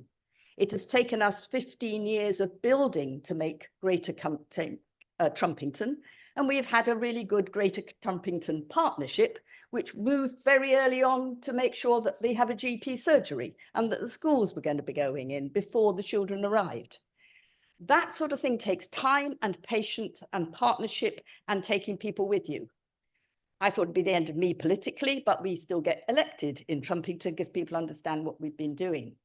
And that is, I'm afraid, not true if central government suddenly tells us what to do. It is going to be impossible for us to bring people with us, and we will not be able to provide the water all of a sudden. I come from the north. We used to nick the Welsh water, and I don't think we ever paid for it properly. I think we are a bit more civilized now. We need to be thinking where we're going to get the water from, and that needs to be there before day one of any building. Thank you. Councillor Maria King. Thank you, Chair. I would like to speak in support of Councillor Haythorn's motion. I also actually want to welcome the document broadly entitled Case for Cambridge. It is, I hope you all agree, a document very high on poetry. Fall back in love with the future, says the Secretary of State for levelling up, in a document with a clear reference to the classic of science fiction, which brings to the mind one of his most famous quotes: "Roads, where we're going, we don't need roads." I do wonder if the authors for Case for Cambridge took the Back to the Future inspiration maybe a bit too literally, because where we're going, we certainly need roads, good, well-maintained, suitable for all modes of transport. But we also need roadmaps, the specific plans of how we can get to the amazing Silicon Valley-inspired future and benefit all our communities from the current starting point. And that starting point is that the housing which we have mostly out of price range, not just for graduates and academics as referred to in the document, but also nurses, social workers, care assistants, teaching assistants, and we can carry on. To echo Councillor Thompson's points, the education is not mentioned, while actually the government funding formula still places students in Cambridge in the bottom 25% of the country, if not 20. I need to double check the latest. And Addenbrooke's Hospital being the wonderful centre of excellence it is, it means we have more and more families with complex health needs moving into the area, and the new Children's Hospital will no doubt continue to support that. Those children deserve good care, good education, as well as excellent medical care. So one needs to see our deficit for high needs block, or speak to any Cambridgeshire parents of children with special needs and disabilities to understand the level of challenge we are facing already now before we talk about the growth. So we welcome the vision. We welcome the reference to the work we as local authorities are doing in the document. But what we're asking through this motion is to make our voice, our challenges, our funding, a part of this narrative. It might make it a bit less glamorous, but without it, and without addressing the issues we're having across the county, this vision is somewhat meandering, somewhat roadless. Thank you. Thank you. Councillor Seep. Thank you, Chairman. My intervention is focused on how Cambridge 2050 is to be delivered, on which subject I have some grave reservations, and I'm actually sorry that I didn't liaise with my colleague over here to perhaps amend the motion that's been put forward. However, I want to register this particular reservation. Now, I'm going to surprise you again, full of surprises today, that actually, despite being a Lib Dem, and despite their tenuous links to democracy, I'm not actually against special purpose development corporations in appropriate circumstances. Where the need is immediate, such as in the aftermath, we go back in history now, after the World War II, the destruction, the physical and human destruction that took place, and when large numbers of survivors needed to be rehoused, the new town development corporations were granted funding and planning powers and were absolutely essential. In the aftermath of the structural changes to our heavy industries from the 1970s onwards, where the physical and economic decline threatened social disorder in our inner cities, and in the face of sclerotic and uncooperative local authorities, the establishment of limited life development corporations to kickstart regeneration in those designated areas was entirely justified. I have to admit that actually I was part of that process. I was seconded to the DOE, CLG for a couple of years, and I continued to advise for many years on the projects that were being brought forward. Perhaps that colours my view. I cannot imagine that there's a single one of us today who is not committed to the sustainable economic development of Cambridgeshire and would not welcome improved physical and social infrastructure, more end-use facilities right across all sectors and all parts of Cambridge, and the creation of new communities offering decent homes within a healthy, clean environment. a place where people want to live, bring up their families and be proud of. What I also cannot imagine is that there is a single one of us, perhaps I can't imagine this, but unfortunately, but I would have thought that there's not a single one of us who, knowing that we already have 6 levels of competent and empowered local governance in Cambridgeshire, which understands the opportunities and the constraints of the area and its communities, thinks that we need yet another layer of governance in the form of a non-elected development corporation to deliver these objectives. Whilst the country itself and the county needs new housing and will certainly benefit from becoming the science capital of Europe, although it would be very nice to think that that would come with the blessing and the participation of Europe itself, and our partners, Cambridge 2050, by its very name, is a long-term project. Much of the management, skills, local knowledge and expertise necessary for its realization is contained in our existing agencies. And we've talked about one of them today. Local authorities are cooperating through GCP, and the county does need support and funding from central government to take it forward. But what it does not need is development by ministerial edict. We can do it ourselves. We can take it forward. We don't need another development corporation. Thank you. Thank you, Councillor Goldsack. Thank you, Chair, and through you, thank you very much. My point is very clear. First of all, I'd like to thank Councillor Haythorne for bringing this, and there's no barb to this. I'd like to thank you. I think it's a good motion, and I'm minded to support it. I'd just like to paint a picture to particularly Cambridge and South Cambridge-based people, to something that probably wouldn't cross your mind, and it wouldn't have crossed mine if I hadn't represented an area in East Cambridgeshire on the Suffolk border. We're building houses over there. We're building them fast. Many of them become occupied by current Cambridge residents. They're seeing an opportunity. They're seeing an opportunity for what was £200,000 house they bought 15, 20 years ago, that's now worth £650,000, to see what they can buy for their money by going 20 miles out of Cambridge. And they're coming in. That's one of the reasons only, why our current medical centre in Soham, which was built for 13,000 patients, is operating at 23, 24,000 patients and is coming close to stopping the route because it can't cope anymore. So please don't, as I say, I'm going to support this motion, okay? But please don't forget that it's a balloon. If you push it in here, it's going to come out somewhere else. And this affects the whole of Cambridgeshire. I'd go further. It actually affects the bordering counties as well of Suffolk, Hertfordshire, not Herefordshire, I've gone on a wayward bounds there, Hertfordshire, etc., Essex. You know, it actually impacts these as well. So please don't lose that in the Cambridge-centric debate, okay? I'm very happy to support from a local outlying area of that. But congratulations on the motion, Ross. Well done. Thank you, Councillor Goldsack. Councillor Count. Thank you, Chair, and I likewise support this motion. I think it's a good motion. Well done, Councillor Ross Hathorn. What I think the areas that I'd like to comment on are we need to change the discussion from when to if, because we need to change asks to demands. Right now, it's probably a bit strong language, and actually it's a negotiation to be had. But at the end of the day, we cannot very early on in this period say, yes, this housing is coming and we'd like certain things. We actually have to say, if this housing is coming, it's absolutely vital to have certain things.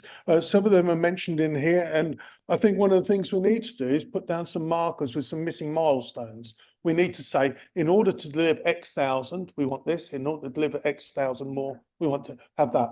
And some of those, a lot of those, to be honest, have to be in advance of delivery of housing because we're already overheated. So it'd be really important to get our markers down early and those discussions down early.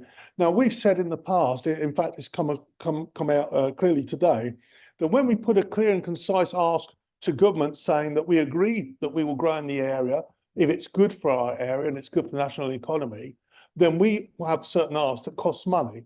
Right? There's other things apart from money, and therefore there has to be an ask. But we can't go down the route that we've gone down before, where it's purely financial. We actually have to set out a clear program of objective deliveries and actually how that would be done. And that comes down to actually sitting together and discussing this at some length. I'll put myself forward. This will take, or the Conservative group forward. As you say, this is 2050. It's going to take a long while. If any of us, Conservative, Labour, Liberal, Independents, imagines that we're going to be in charge on our own for the next 27 years, 26 years now, you'll probably be wrong. We're all going to be here in various different formats along for that time. So it'd be good to start off united and saying, actually, if this is going to happen in the area, then we all need to be singing from the same hymn sheet from the start. Mentioned funding, a population update, that was mentioned earlier. We've really got to get a population update for Cambridgeshire. It's absolutely vital for existing services, and to think that you would add to that without correcting that first, that's absolutely irrefutable that we are more hit in Cambridgeshire than any other part of the country by the fact that out-of-date population figures, because of how fast we're already growing. Public transport, buses won't cut it for this level. All right, there's a lot of people in here that's talk about the bus this and bus that. Has to be public transport, has to be something fit for the modern era, and that is a big ask. In terms of our statutory duties, you know, the funding formula really needs a good look at. All of these things need to come out in the conversation. As I said, it's a big conversation that needs to be had. In the terms of development corporation, I'm in agreement with Councillor C. You know, I'd rather we didn't have a development corporation. I think there's still a possibility. I think if the combined authority can get its act together in the near future, it could go there. I'd much rather it comes to the county council and we have some refinement of, you know, the GCP going, possibly the CPCA as well. If the funding retained in the area that we've already got, and we've got some new. But at the end of the day, I'd rather that we as local politicians had some say in our local future rather than development corporation. But at this present point in time, the level of mistrust, well, the level of belief in GCP, I know I described it earlier, I was surprised the warm feelings that you all had for it. But in terms of the combined authority, that's still got an improvement board. It still requires improvement. So there's no way that the government is going to put this in their hands at this present point in time. But there's still a chance for them to adjust. And then maybe we could get some local input at a higher level. So at the end of the day, going back to where I started, Councillor Ross Hathorn, good motion, well done, very adult approach. Happy to work with anybody on this. Happy to work with anybody on this. And I think it's the right way and the right kind of motion for us.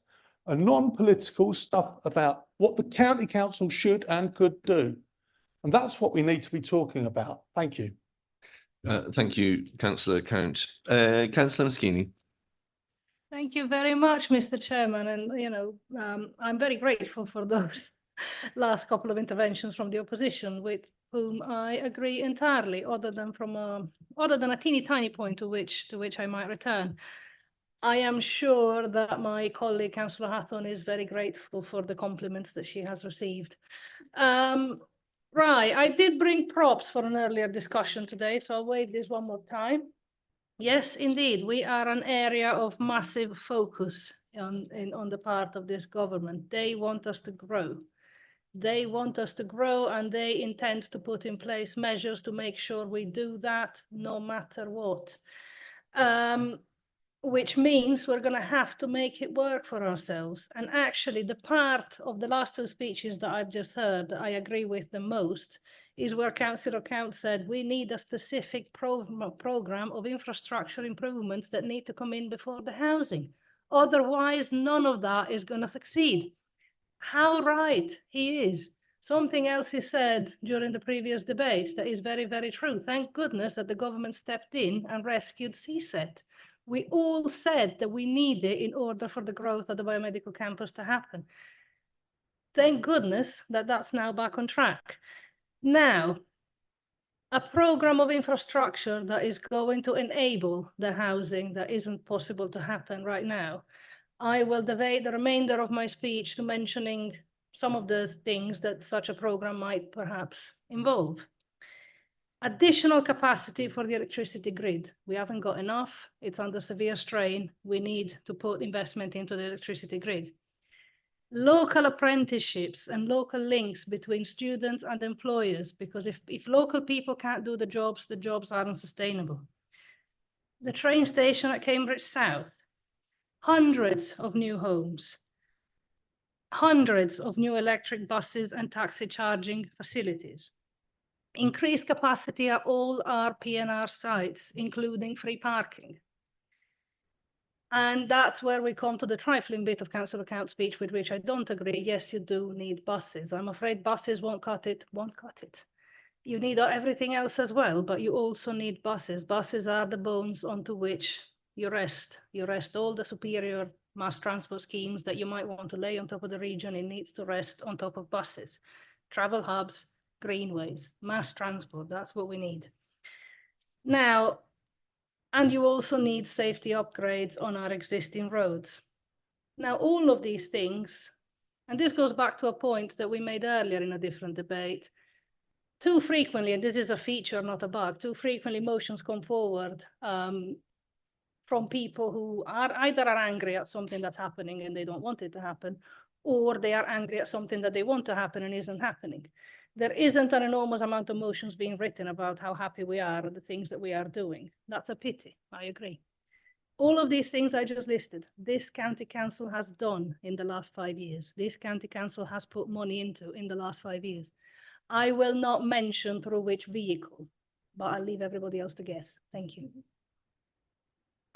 Thank you. And if you have finished blushing, Councillor Haythorne, it is finally your chance to sum up. Thank you very much. Yes, so that was, I thought, a very useful debate. I absolutely agree with the points made on education, and there are definitely recommendations on education in this motion. Our chalk streams are so precious, and we've got to keep on fighting to make sure they are safeguarded. Affordable housing, absolutely critical.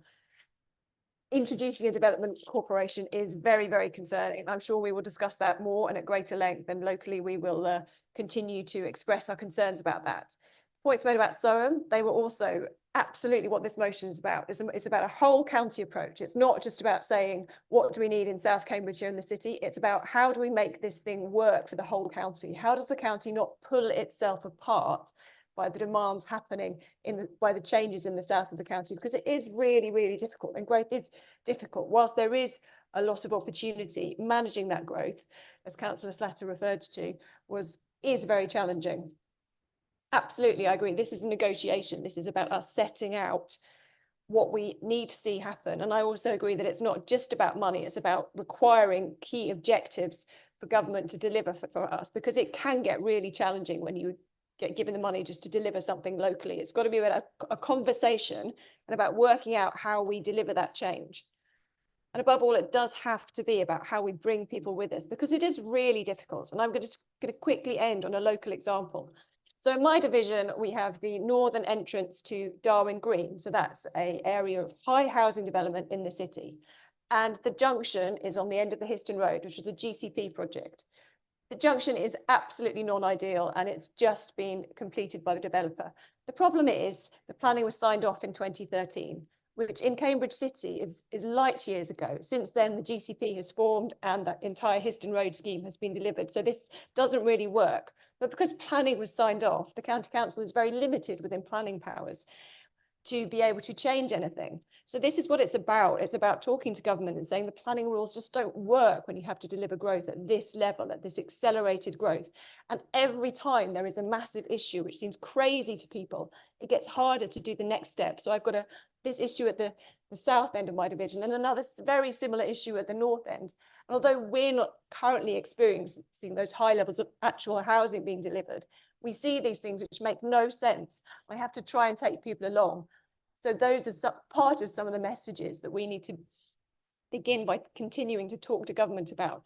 And I do welcome the suggestion of us coming together and operating as a far more united council than we normally see about the objectives and the demands and the negotiation that we want from central government, what we want to see, and what we want to deliver for the benefit of the entire county. Thank you, Chair. I move this motion. Thank you very much. There seems to be a general consensus in support of the motion. Does anybody disagree? If you disagree, could you raise your hand, please? There being no disagreement, I take that as the motion being carried. So splendid. Thank you very much. That concludes discussion of the motions. We move on now to take questions on fire authority issues. These will be dealt with in accordance with the guidelines agreed by the council. The report from the fire authority is included on the council agenda at pages 28 to 33. But before I open the item up to questions, I would like to invite the chair of the fire authority, Councillor Murphy, to introduce the report. Councillor Murphy. Thank you very much. I'm happy to take questions on the report in a minute. But before I do, I'd like to mention a few points in relation to the fire service, which are very important for members to understand.